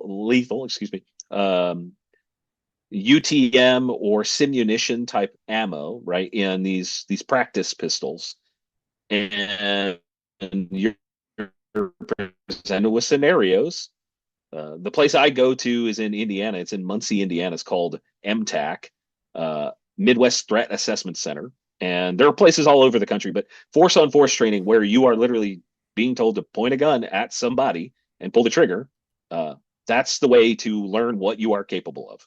That is one of the best ways you can possibly learn about what you are capable of, the team you are with. And you can do training like that in your church, in your office, whatever it might be, in the school. You can do these things with capable trainers, and you can learn and you can plan and you can train with the people that will be there with you when things potentially could go bad. Before we're out of time, I want to ask you about snow preps, or at least you had mentioned some interest to me in snow preps. So you are in the midst of Snowmageddon. Perhaps this will be our last conversation because they'll find you frozen in a snowbank, like possible. The Duttons in Yellowstone or something like that. What were you thinking about snow preps, or what is capturing your attention in this snowstorm context? So, two things. We are in a location that's generally okay. There's enough people here that if something like the power went out for an extended period of time, we could make something work. You know, I've got plenty of battery backup for important things. We have ways to communicate in a lot of different ways. We have places to go. Like I'm not super worried about that in 2026 right now with this particular storm. There's other areas that are getting a lot of ice. I may have prepped differently. I think what's even more interesting is this is yet another instance where all of the grocery stores empty out within days. And if you do not keep something in your home, you need to be aware that you may not be able to get it. So we went to, my lady ordered groceries on Wednesday for pickup later in the week. And the earliest available time was Friday night at 9:00. Wow. So they're just swamped with orders then, Swamped. Okay. Absolutely. Because that's the thing now. You order groceries, right? So the girl comes out and tells us there's no bread, there's no milk, there's no eggs, there's no meat. All of these quote unquote essentials are gone, which means their supply of them in the store was lacking, even though we all knew this was coming. So this is much like COVID when stuff went absolutely haywire. You are reminded that you need to be prepared. What about the toilet paper? Did you get your toilet paper? We thankfully have lots of that, so we did not have to order it this time. Yeah. God, man. But, that was... here's another thing. I saw a girl, I was out the other day, and she's talking to a store owner. She's like, I can't find salt anywhere. And I went, what about Amazon? Like, you'll order anything from Amazon. Why not get some salt brought to your house? And she was like, oh, like, yeah, there are lots of resources available to you. Use them. What if someone is thinking, okay, even for just a silly snowstorm, or what may be one of the more significant snowstorms that we've seen in that region of the country for a little while, if I'm thinking about, I got to cover a couple days for my family, what would you recommend, or what should every home have as just a basic setup to account for such a scenario where maybe you can't get food like that? So I think you need a way to purify water, either in emergency, life straw, or a portable camp stove, or be prepared to boil water or purify it in some way. And I think calorie dense food, like bars and like protein bars and things like that, the calorie dense food is something you should have. Dry food that's appropriately stored. Or these are simple things that you should have on hand in case something goes sideways. Like canned food is great. These are, to me, they're very basic. You don't, the things that go bad fast are the things that you don't necessarily need. Yeah, we've lost our frontier spirit as a country because way back when it made maybe I should have a few days worth of food at my home, stuff that won't perish if the fridge goes out or something like that. Yeah, cushy times, man. We forget that food is not immediately available always in convenient ways like that. So prepare accordingly. What's the phrase? Soft time, like easy times breed soft men, and soft men build hard times, or so. I'm getting it wrong, but the general idea, yeah. Good times and weak men is how I've usually heard it, but yeah. There you go. That's better. Yeah.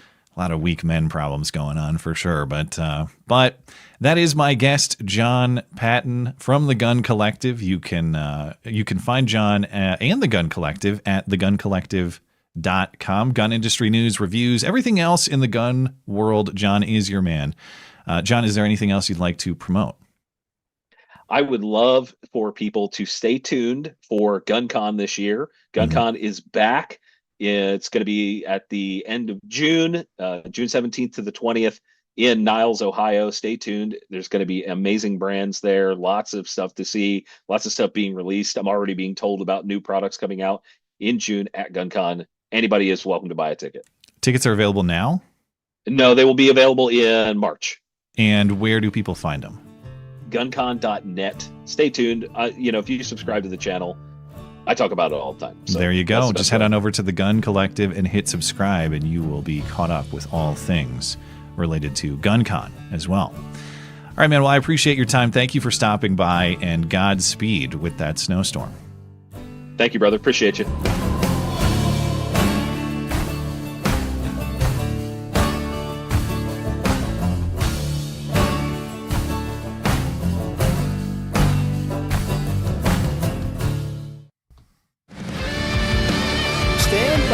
Stand by.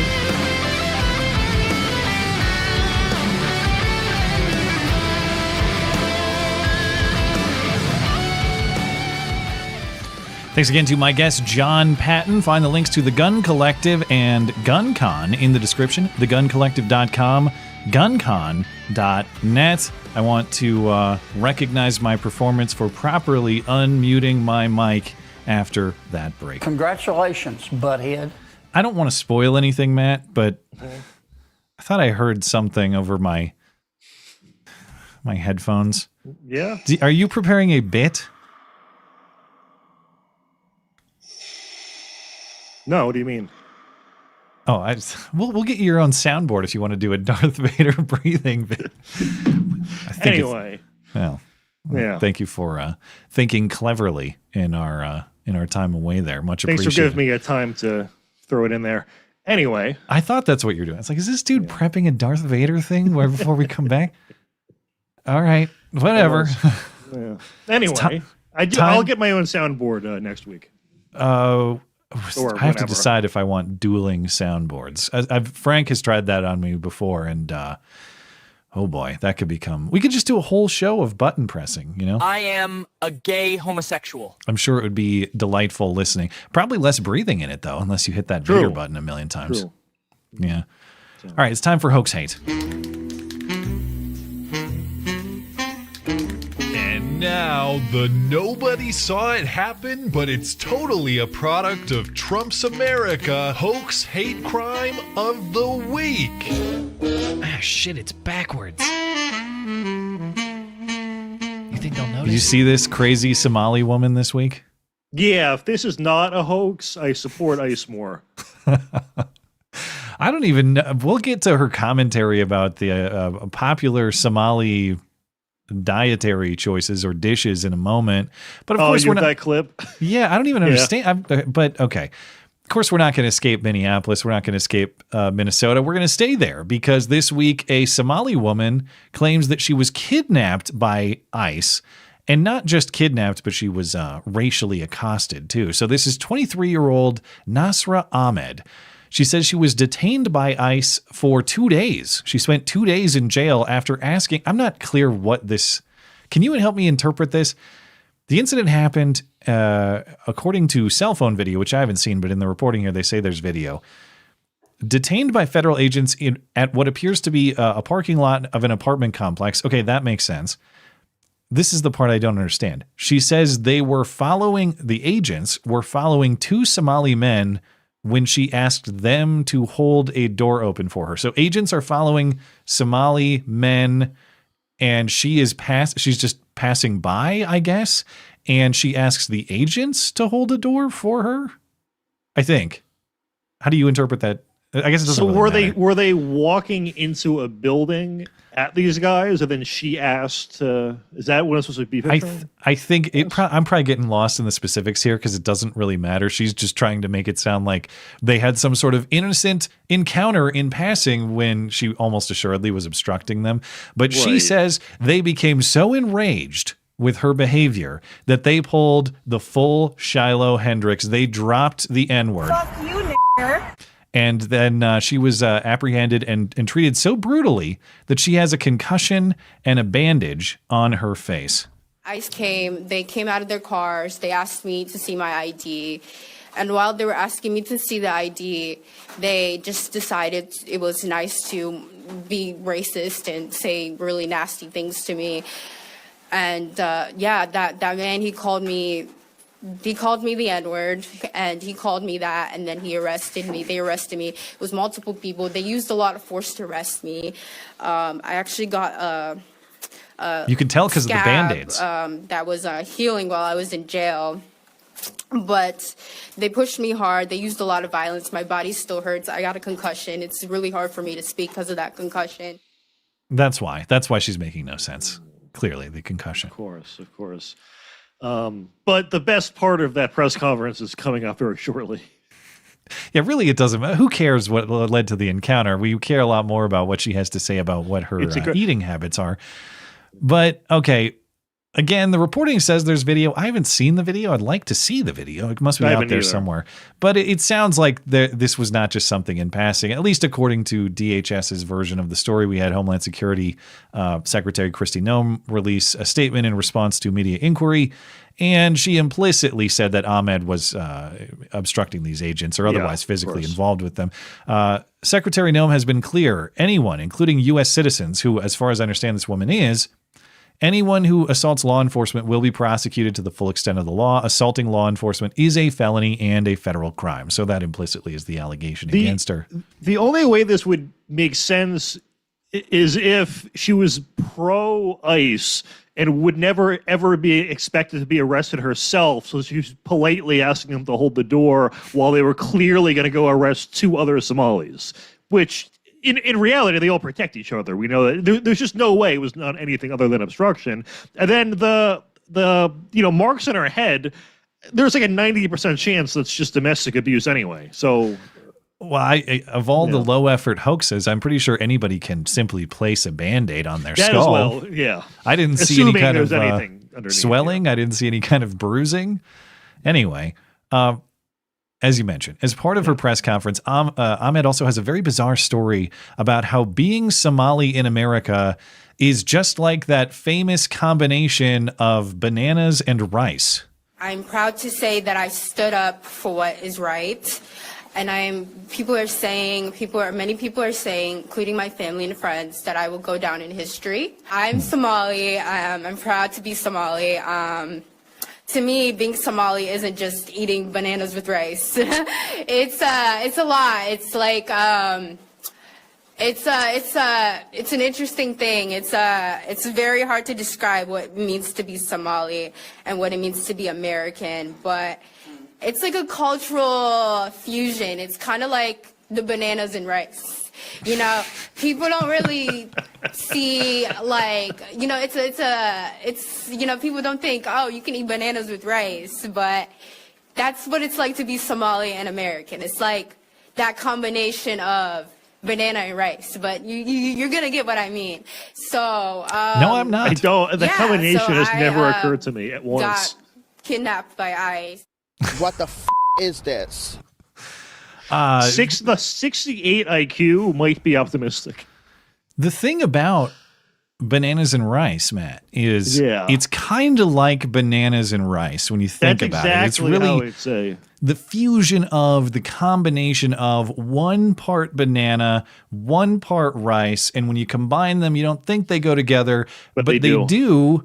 And you realize this is, in fact, a combination of bananas and rice. Right. The combination of bananas and rice is a lot like, I don't know, bananas and rice when you think about it, if I had to describe it.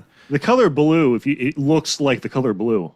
Ah, thank you for that explanation. Yeah. Now, I did read that I guess Somalis eat a lot of bananas. That is a common food choice in Somalia.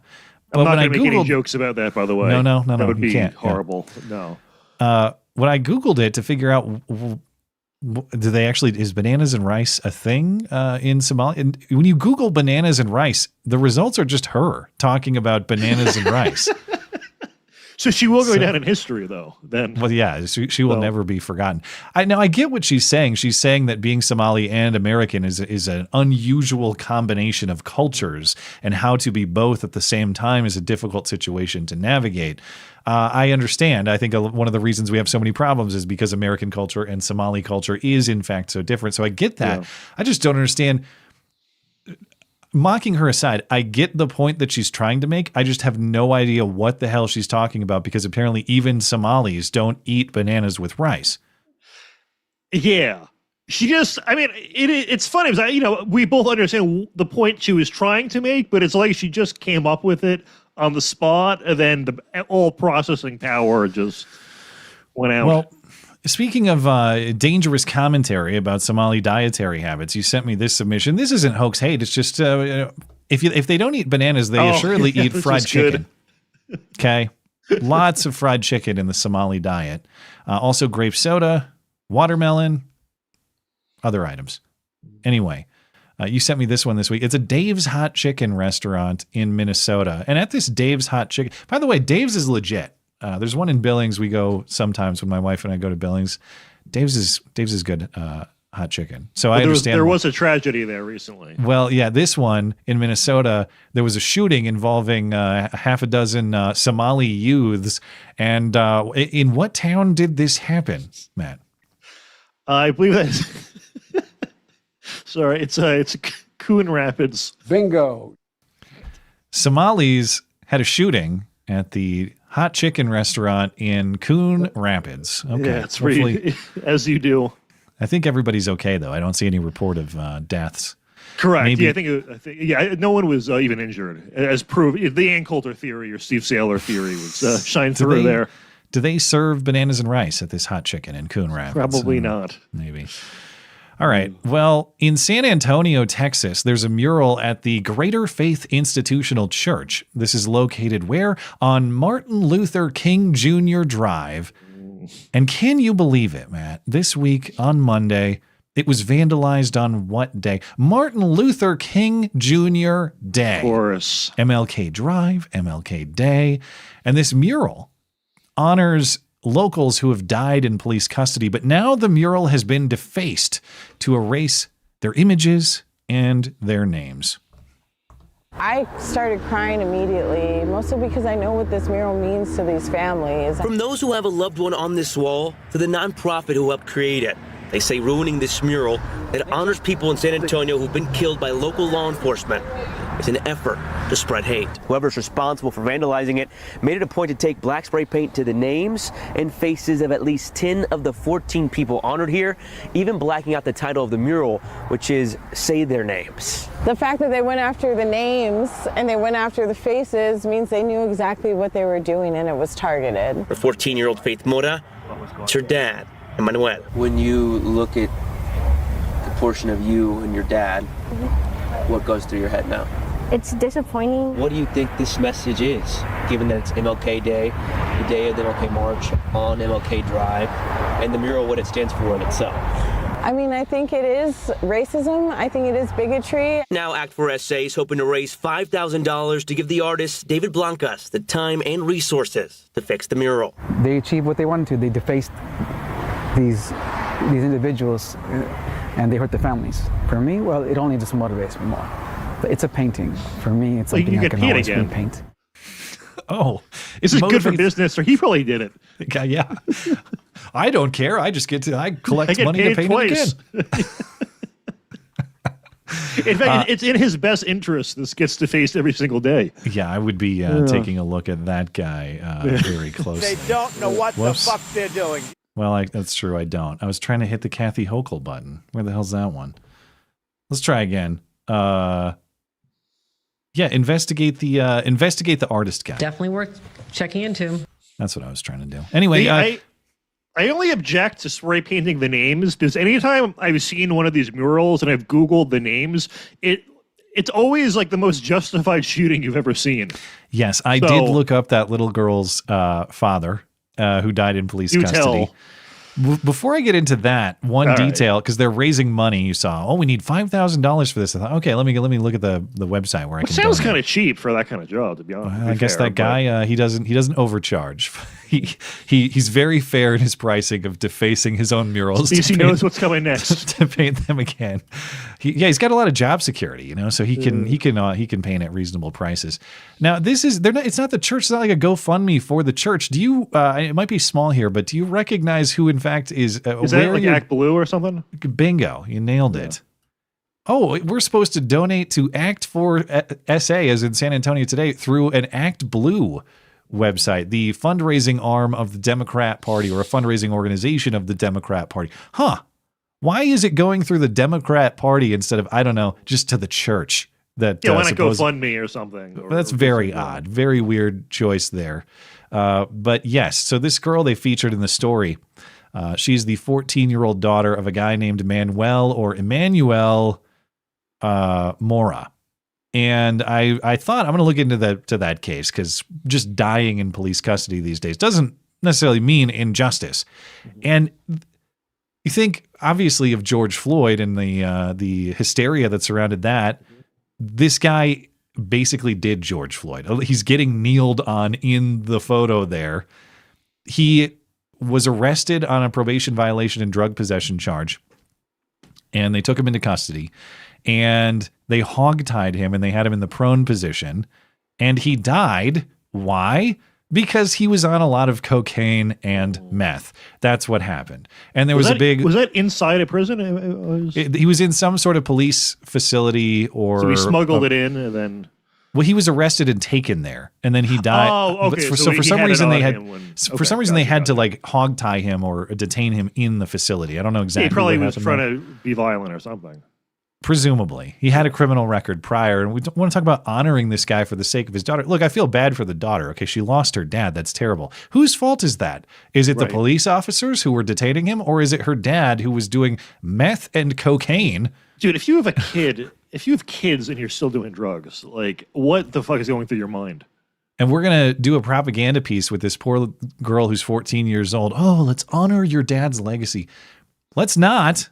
Insofar as he failed you as a father, and that sucks. Yeah. I'm not trying to mock that little girl. That's terrible for her.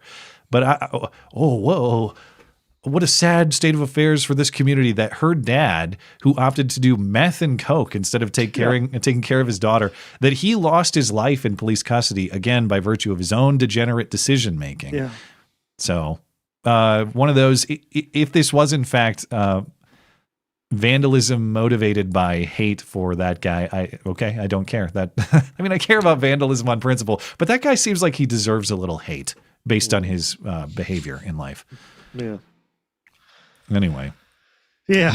I wish I knew who the other ones were so we could look them up too. Oh, look how long the list is, though. I should have. Oh, it has it there?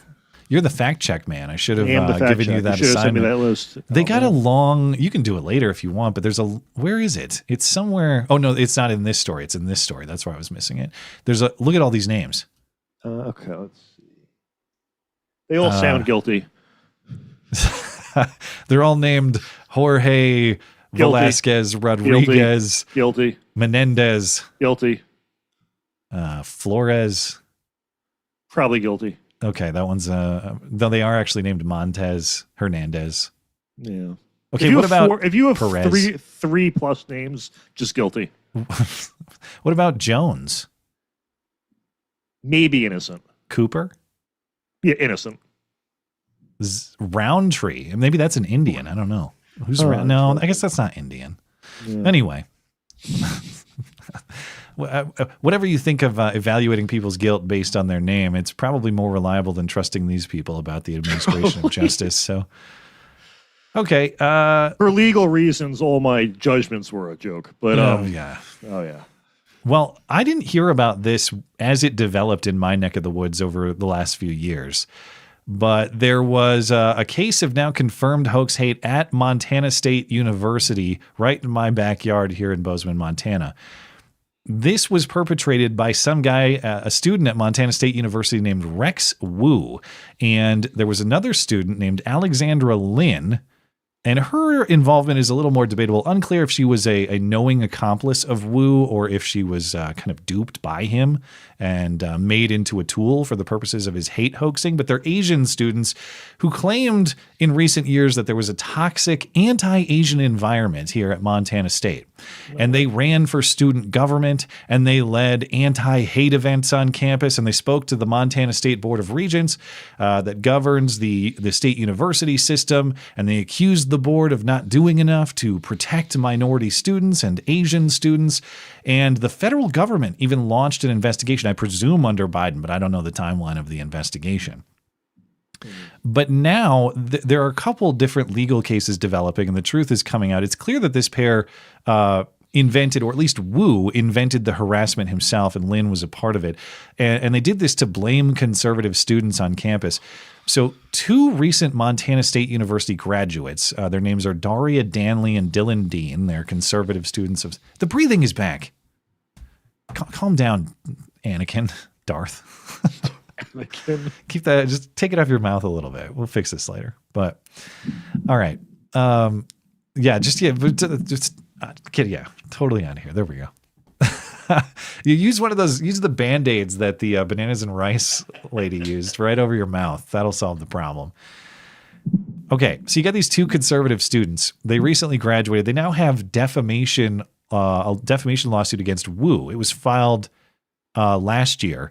And then Wu was also convicted of cyber stalking them in December, and he was sentenced to 18 months in prison. So this is all coming undone now. Now, how did this play out? Wu, this Asian student, he created false online identities and different accounts to harass people on campus, including this Lynn Asian girl and also gay people and groups. And in one email he sent, Wu disguised himself as Patriot Front MT, as in Montana, at proton.me. And he wrote in an email to, I guess, the gay group on campus. I don't know. Quote, "Faggots want to groom white children. We won't stand for this. We will turn all Asians into submissive faggots." Bingo. I don't know. That's not totally a lie, I don't think. But investigators discovered that the email originated from Wu's residence. He also sent emails to frame Turning Point USA using accounts that look like they belong to the Montana State University chapter. From these accounts, he sent emails with the subject line, "Killing all grooming faggots," and "Repent the grooming children." And he sent these to the MSU Queer Straight Alliance. So he's trying to frame Turning Point. And where these students who are suing Wu for defamation get involved is he was pretending to be them personally. Again, these 2 students named Danley and Dean, who are recent graduates of the school. Where's the rest of the quotes here? Let me find them. Some great method acting on his part.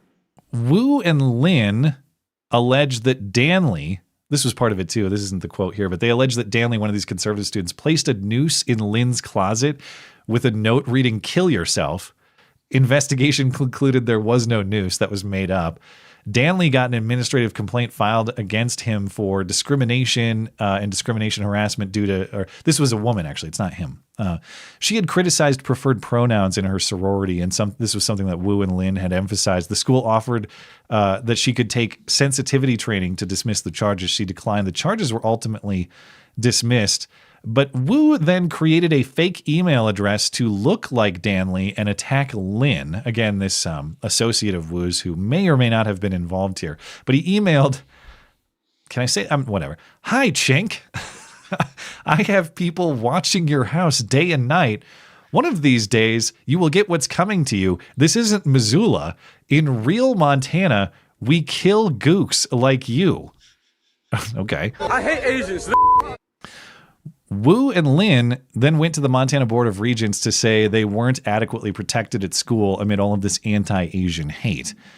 Wu also impersonated this other student, Dean,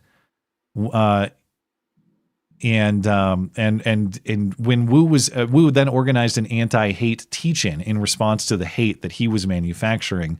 There was a Google form where you had to submit some kind of Google form to participate in this anti-hate event that he had organized, and Wu pretended to be Dean using his email address with the message, or a message, that included a pornographic anime image with swastikas and the caption, "All inferior races will be turned into faggots."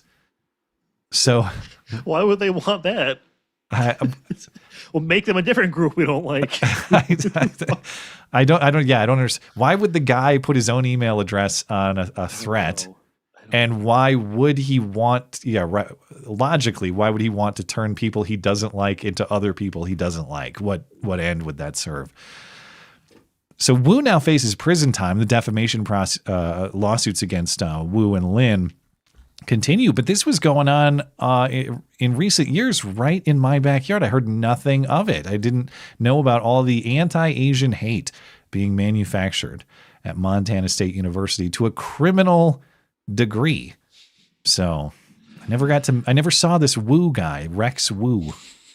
Never crossed paths with him as far as I'm aware. Yeah. All right. Any commentary on that?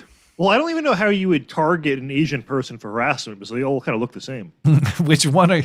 Who knows? That's the thing. It's like, do I know I'm talking to the same guy as yesterday? You really have no idea. Yeah. So this is an impossible story. I guess that's why he doesn't even try. He doesn't call them by their names. He just says, "Hey, C word." Maybe it's real then. Yeah. Yeah.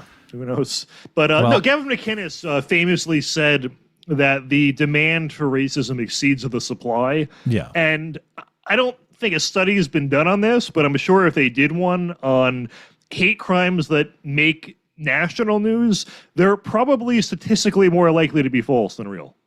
Yeah, I would assume so at this point. It's kind of true in Minnesota, too, that the demand for ICE-perpetrated injustices exceeds the supply to the degree they have to make them. Correct. They're creating these violent incidents while they claim to oppose them. Anyway. All right, let's close out with Super Chat. We'll call it a night. I'm going to go back over on Rumble. Yeah. The Great Negro 2021. I see what you're doing there. You're like Nick Gers trying to get me. What does he say? Regarding the most recent shooting, we need to know how the gun was discharged. Furthermore, could be a negligent discharge, an ND, user-induced. Check out the interlimb communication as it is held in one hand. We need more info. At this point, I buy into the theory that Pretty, however you say his name, that his gun fired first for accidental, negligent, whatever reasons. He wasn't trying to shoot the agents, but his gun went off first and caused the shooting. That's my theory. But once information proves that incorrect, of course, I'll adjust my opinion. Hello, Velociraptor, for the duct tape fund. Thank you. Actually, all things considered, the duct tape tonight is just me pushing the buttons, and I guess Matt Palumbo's lung discipline. Yeah. Someone in the chat earlier said Matt needs a CPAP machine, and I'm sure we could get an endorsement deal. The tragic news. I have one. Do you actually? Do you have sucks. Do you have breathing problems legitimately? Yeah, I can't sleep without it. But it's just a nighttime thing? It's not... Yeah, I did a sleep study like 10 years ago. I wake up like 50 times an hour if I sleep without it. But you wake up for like a split second, so it destroys your sleep, but it's not long enough for you to remember waking up. So you're like constantly awake when you're sleeping, and you have no idea. Well, that it's not for breathing related reasons, but just of course you're in the same boat too. Just having a newborn kid has. And of course, I say this with full recognition that my wife handles pretty much all of the nighttime duties. So God bless her. It's not It's not the full burden on me, so I don't mean to complain beyond what is warranted. However, the interruption in your sleep that keeps you at kind of a lower level of sleep definitely takes its toll over time, and I feel like I've been in that boat since since September.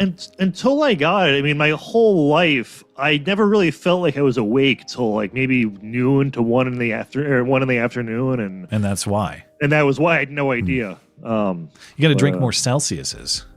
That is true. That'll help. Caffeine intake. Yeah. Thank you, Velociraptor, and I'm just glad to know that. Knock all the wood around. This PC made it through a show, so those top nerds at Best Buy appear to know what they were doing. Ginger Ninja says, love some Jon Patton. There's been much more time spent on innovation and ammo and new cartridges. Okay, that's not something I've paid a lot of attention to. And if I want a new cartridge, I need to buy or build a new gun chambered in that cartridge, of course. Gun manufacturer wins too. I wonder if that's a lot of industry strategy. Yeah, like to what degree are we getting better performance out of new cartridges, and to what degree is it just an excuse to sell you a new gun chambered in that new cartridge? It's probably some trickery there, but yeah. Matt Grendel, thank you for doing what you're doing, Matthew. Well, thank you for keeping me in operation. Matt. Oh, I guess he was talking to you. Yeah, thank you. No, he meant you. Oh, just said we got another Matt.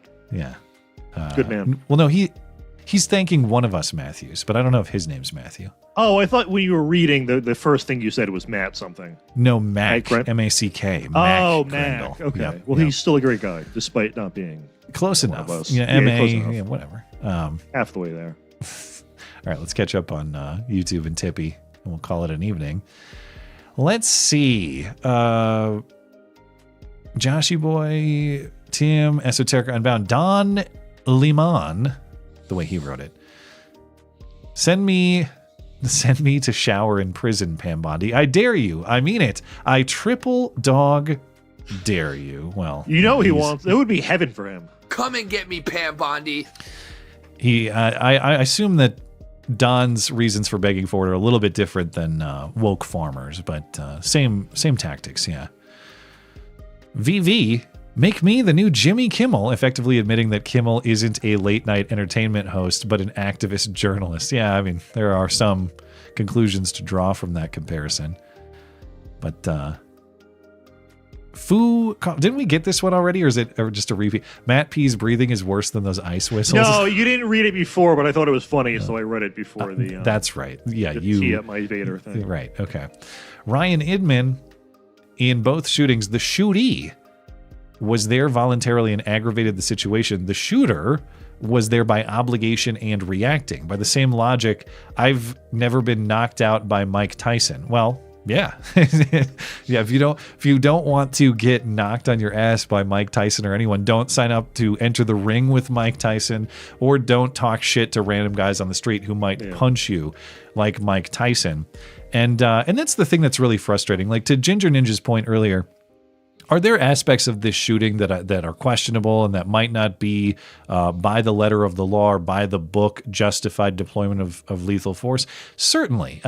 We could talk about those, and I think they're worthy of discussion and important on principle. However, I am eternally frustrated that all of these people on the other side of it will not spend one moment of time exercising scrutiny on the people who show up there clearly intending to create conflict. Can we just have a shred of personal responsibility for them once? If he had instead pulled out the weapon and shot at ICE and killed one of them, these same people would all be celebrating. So it's just hard to take them seriously. And earlier when you were saying I was kind of being principled in my analysis, you're actually giving me too much credit. My only thing I'm uneasy with is that to normies, this is Hitlerian for some reason. So it's more that morons are going to turn this into a huge anti-ICE thing is my problem with it. It's not the shooting itself. You're That's probably just to be bad, clear, but- you're pro shooting. You're pro this. You were It was cheering totally it it on. was totally justified. I mean, we know with 2020 hindsight, they didn't need to take the shots, but given the context from their perspective in the moment, it does seem justified. But Matt it is Palumbo yesterday. Bing, new notification on his phone. Oh, sweet, another retard slimed. All right. That's exactly how that happened. I mean, that's Don't how I pretend found out. otherwise. Yeah. How I found out. Yeah. Yeah. All right. Anyway, I don't know. I know it's kind of like an asshole-ish thing to say, but like we know how these people protesting reacted to things like the death of Charlie Kirk. We know how they would have reacted to Trump. So listen, I'm not actually for shooting people. However, I'm not going to pretend to be like, oh my God, I wanted mass deportation, but I could have never seen this. Like I'm seeing people on Twitter who the past 5 years of their feed is like Augusto Pinochet memes of him throwing people out of a helicopter. Yeah. And then they're like, oh my God, how could ICE kill an American? I'm like, shut up. Matt Walsh had a great tweet on that theme, which was, listen, I'm in favor of immigration enforcement, and we need to deport the violators. However, my take is more nuanced. I want all of the people who violated our laws removed, but I don't want any mess made at all. I want absolutely nobody harmed. I want everybody smiling while it happens, and I don't even want anybody's feelings hurt when this is conducted. But other than that, I'm in favor of removing the people who came here unlawfully. Yeah.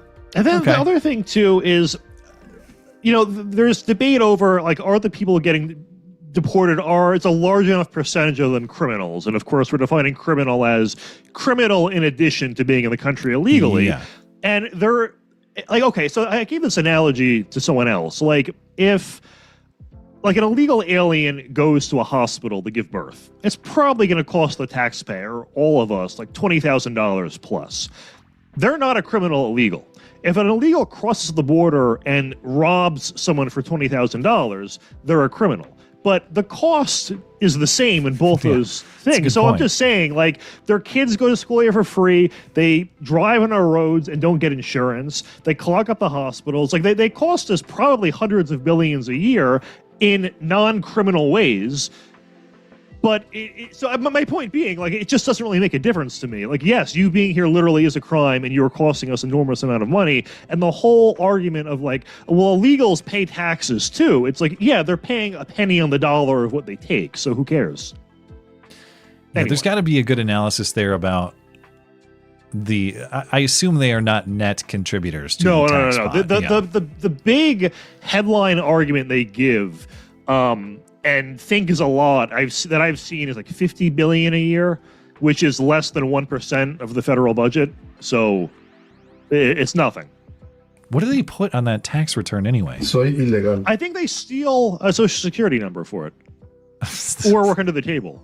Ain't that America? Stealing a social security number to file taxes. Apparently stealing social security numbers to pay taxes is not a crime either. I assume they're probably, yes, you steal the number to get the benefits, and I guess you have a little bit of a moral conflict within you, so you do the right thing and you file a tax return too. Anyway, producer Tim, hard to tell from the video, but people are saying it looked like Preddy was reaching for the ICE agent's gun. I haven't seen anything that would suggest to me that was happening, but again, the footage is not great. The quality's not great. It's at a distance, so maybe there's a frame I haven't seen. Not saying that was the case here, but people ignore that an unarmed person does not necessarily mean the same as not dangerous. Yeah, I'm not convinced that he tried to disarm the ICE agent, but if people have evidence, I'm certainly open to looking at it. Yeah. Also says, motherfucker Lemon Pledge. Oh, this is Don Lemon. You were not doing any journalism I ever learned about. This reeks of the Chris Cuomo. It's legal. It's legal for us at CNN. Remember when he did that, the DNC emails? It's legal for us to read the emails, but we're special people. The media must follow the same laws everyone else has to done. Now, I didn't have time to look into the judge's reasoning. I know there were other charges they tried to bring that the judge rejected for the arrest warrants. Did you catch, was there anything about Don Lemon supposedly being a journalist? Is that why he was exempted here, or was it for some other technical reason? I don't recall them saying that. I think it was just because he is gay. Oh. Yeah. So he just got the black gay privilege that he says is a liability in all contexts. That's probably it. Josh, he didn't put that in writing, of course. There's a lot we can leer about the combination of bananas and rice. Truly a Somali delicacy. And Josh, if you've ever had bananas and rice, you tell me all about it. But I doubt that you have. I don't think you've ever heard of that. A lot for everyone to leer, indeed. White Turkey 20. Let Minneapolis perish. Well, they're doing a good job of perishing themselves. Black Lives Matter, in hindsight, didn't do enough. Yeah, they should have gone farther. They didn't burn enough in 2020. Esoteric Unbound. During the interview and HH, I was out shoveling a foot of ice-capped snow, digging out the van so my daughter can crash it again on her way to work. Had to come back in for some vitamin T. Too old for this poop. Yeah, if you're out doing shovel work in this giant storm in the eastern region of the country, I feel bad for you, but Godspeed. It's good exercise. Get that heart rate moving. Yeah. That's the best I could say for it. But are you what's the snow situation where you are in New Jersey right now? There's a lot of it. I mean, where I live, I pay way too much into an HOA, but they take care of that. So I just so you don't have to clear your driveway. I don't have to clear the driveway, just going to dig out the car, but it's not that big a job, unfortunately. But they do overcharge for it, I will say. Well, at least you're getting your money's worth right now, I suppose. Ginger Ninja says, you missed one of my chats. My apology. I saw the one about Jon Patton, and I think I got that. Yeah, I read that one. About ammo and cartridges. I don't see another one, Ginger Ninja, so I just don't have it, unfortunately. Are you trying to trick him into paying for a third one? No, one was about Frank. One was about Bad Shoot, which we talked about. One was about... Wait. Oh, wait. Okay, wait. This must be the one. You're right. I did miss one. My apology. If that first shot was his gun, it was in the hand of the DHS agent, so an agent can disarm me, discharge my gun, and that's justification for me to be killed. Fuck that. We don't necessarily know that. Again, I'm operating under the theory that it might have been an accidental discharge here. We could say perhaps it was because of poor handling by the agent. Maybe. But I also know that this guy is engaging in behavior physically that requires him to be disarmed for the safety of those agents. They have to do it. If the agent made a mistake with his own finger that pulled the trigger, that's not good. I'm not happy about that. But I also know who's at fault for the necessity to disarm that person. And again, it's not just protesting. It's not just standing there saying, I oppose this. It's getting physically involved with these agents to the point that they must disarm you for their own safety. And whatever happens at that point, to me, yes, is on the guy who showed up armed, getting physical with those agents, creating a physical confrontation. Let's put it this way.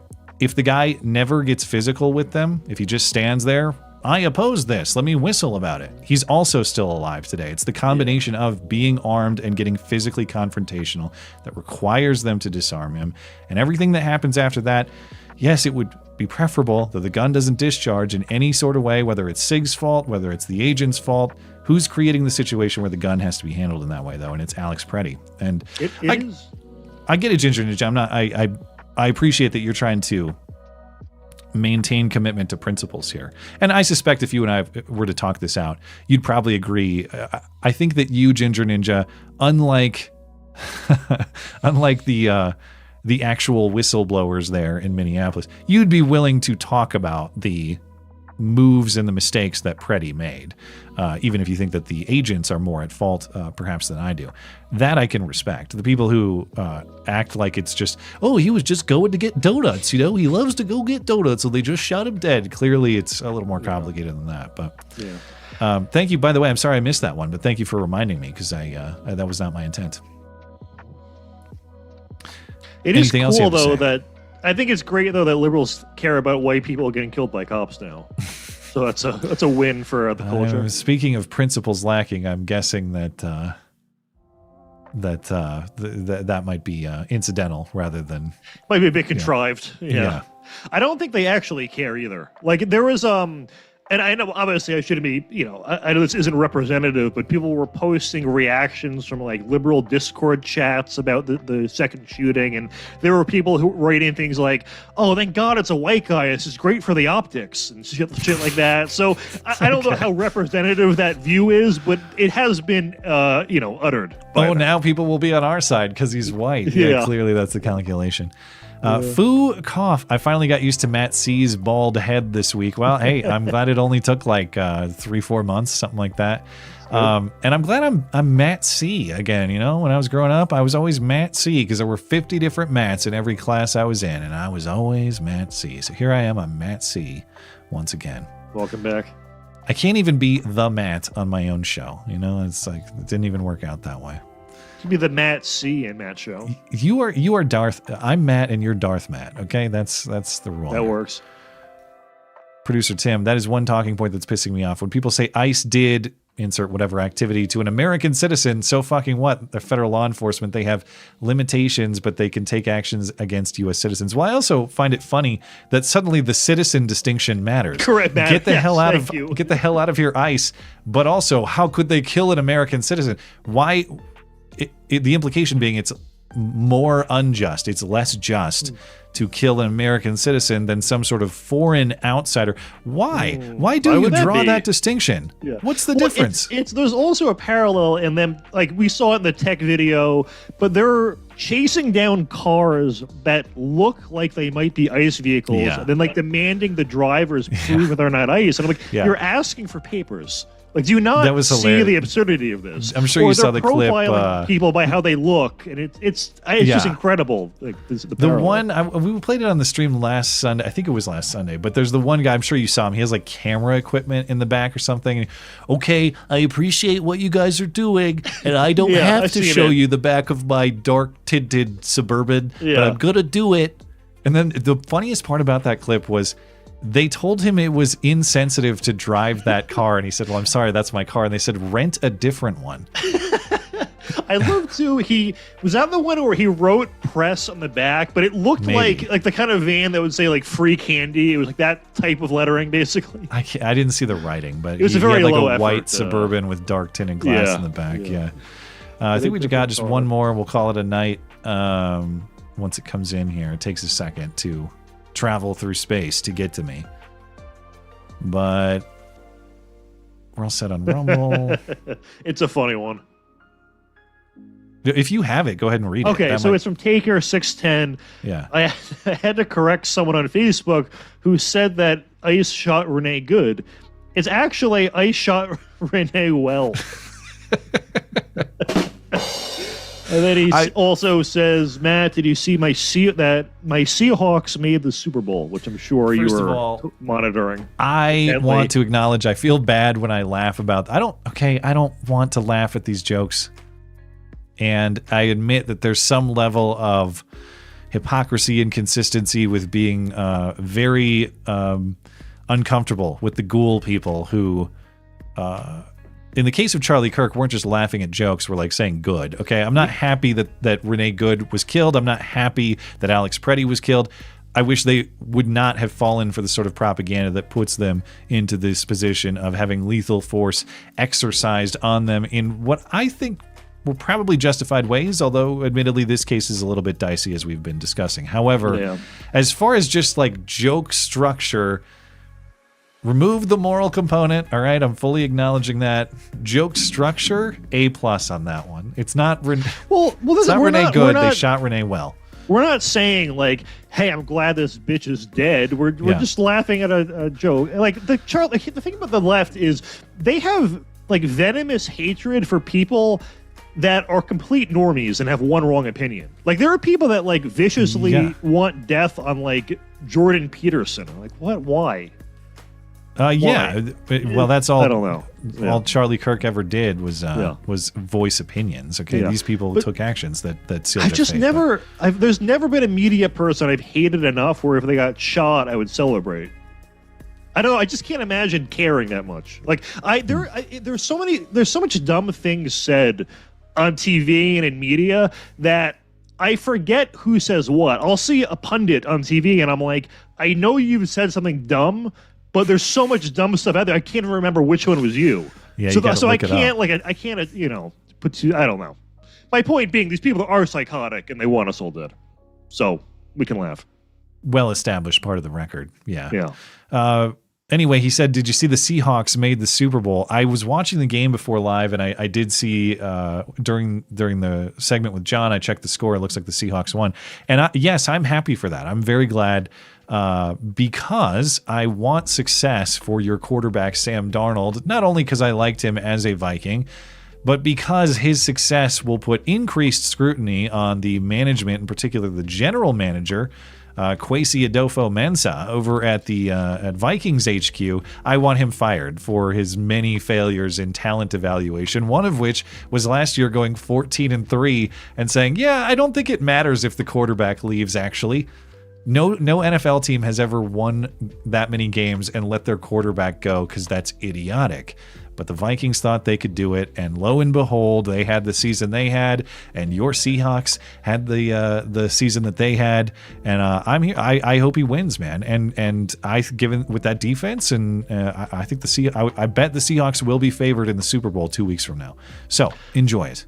I've never been into sports, and I guess my question would be, if I wanted to, how do I even know how to form an opinion on a team? Like, the people that I've grown up with have real opinions about sports teams that border on how I feel about politicians, and how do I know you mean just any given player, or they have an emotional connection to one team? I don't people who hate a whole team or love a team. What goes into that decision? A lot of it is following a team for a long time. Like, for instance, I hate the New Orleans Saints probably more than any team. To you?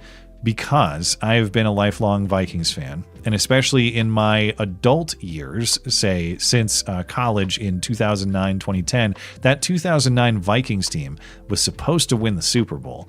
They didn't because they lost to the Saints in the NFC Championship. And it's not just that they lost to the Saints, it's the fact that the Saints had a bounty system in place where they were paying their players to intentionally hurt the other team's players, and they were going after Brett Favre to try to injure him. So they were dirty and underhanded. They robbed a Vikings Super Bowl season through those dirty, underhanded tactics. That's the way politics. Yes, it's to join a team in the same way politics is a team sport. Sports are obviously a team sport. You develop an emotional loyalty to one team that you follow, and anybody who wrongs that team, not just beats them in the competition, because you can respect something that's fair and square, but this sort of bitter hatred usually is related to foul play like that. And that's why I hate the New Orleans Saints. It's why I still hate the Broncos, because Sean Payton, the former coach of the Saints, is the coach of the Broncos. And I just hate the Broncos through the transitive property. Sean Payton went over there, so fuck the Broncos. And I'm glad they're not in the Super Bowl. Interesting. Yeah. I'm just going to look up what the most popular sports team is statistically in every league, and then just like them. So you like the Yankees, the Lakers, the Patriots, maybe the Cowboys? I'll rate these down. That way I can piss off the least number of people. I don't know about hockey. Me. I don't know about hockey. Yeah. Anyway. Or you can be a sensible person and not pay attention to such things. Because, I have no idea what's going on. They all hate you. They hate America. They want you dead as also the people in these leagues.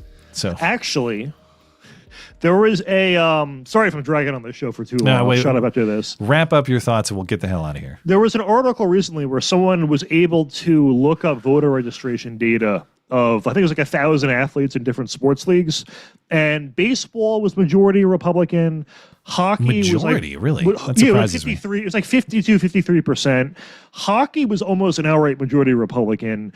I think basketball and football were more Democrat. I mean, it was really just what percent white is your sports league. Yeah, that's probably a lot of racial components. That's pretty much what it boiled down to. And then WNBA, I don't think had a single Republican in the whole league, or had they actually one or were something. just they were outright communists. Yeah. Yeah. Anyway. Okay, well, we will let me give a quick refresh. I think we're all set. And wait. Ginger Ninja has one more. How at fault is that puppy killer Noam for going about these deportations in the way that they are instead of the way Tom Homan prescribes? The outcome is 1,000% foreseeable. It's a political loser.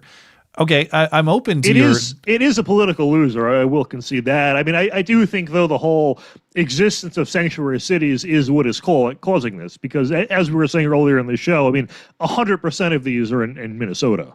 So there's it is that, a standout case. And Ginger Ninja, I'm not even asking rhetorically. I'm asking genuinely. If not for this method, which is targeting the worst of the worst for arrest and removal, what is the preferred method? Like what is Tom Homan's method that differs? Again, I'm not clear on what that distinction is. I'll take your word for it that there is a distinction. But if we have to remove these people, and I assume you probably think that we do. I don't know. I don't want to put words in your mouth.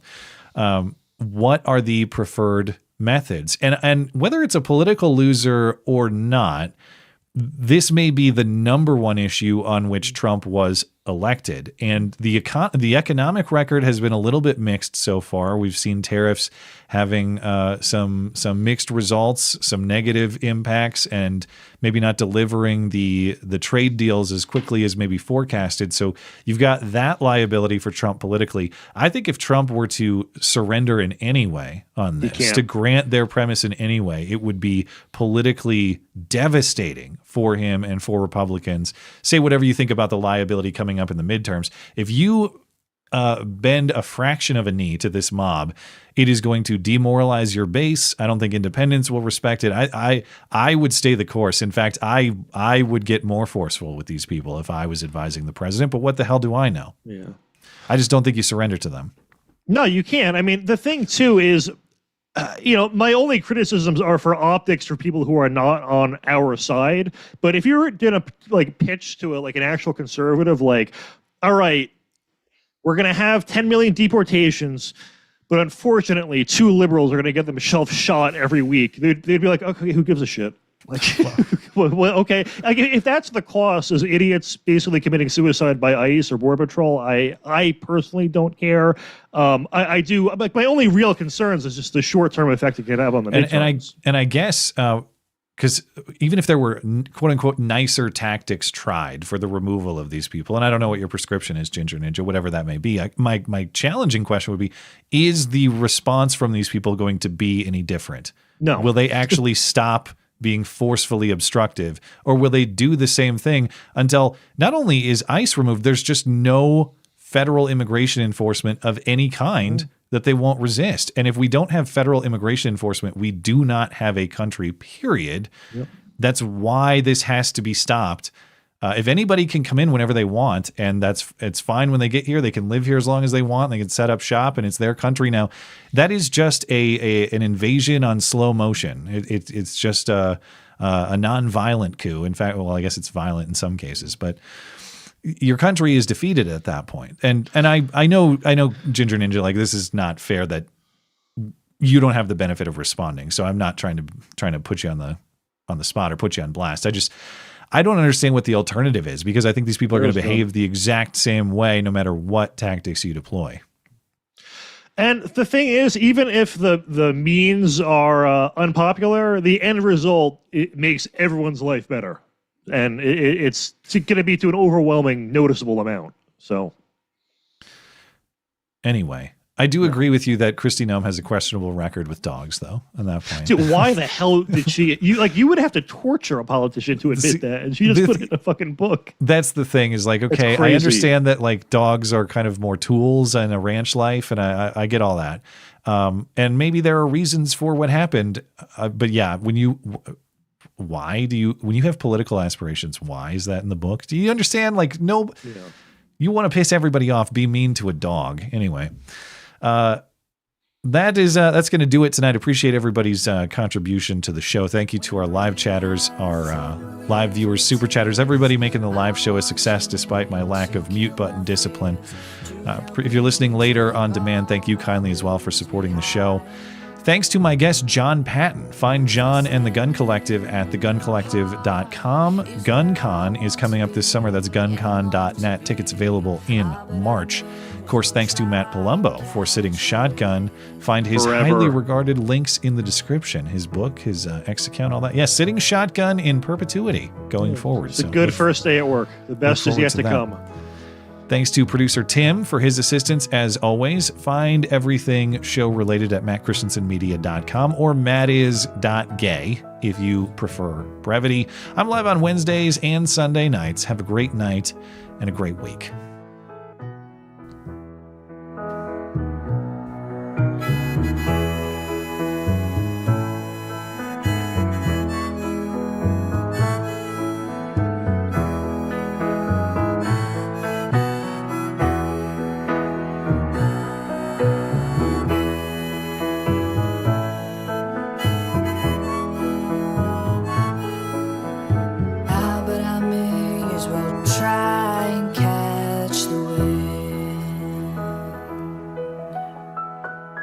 But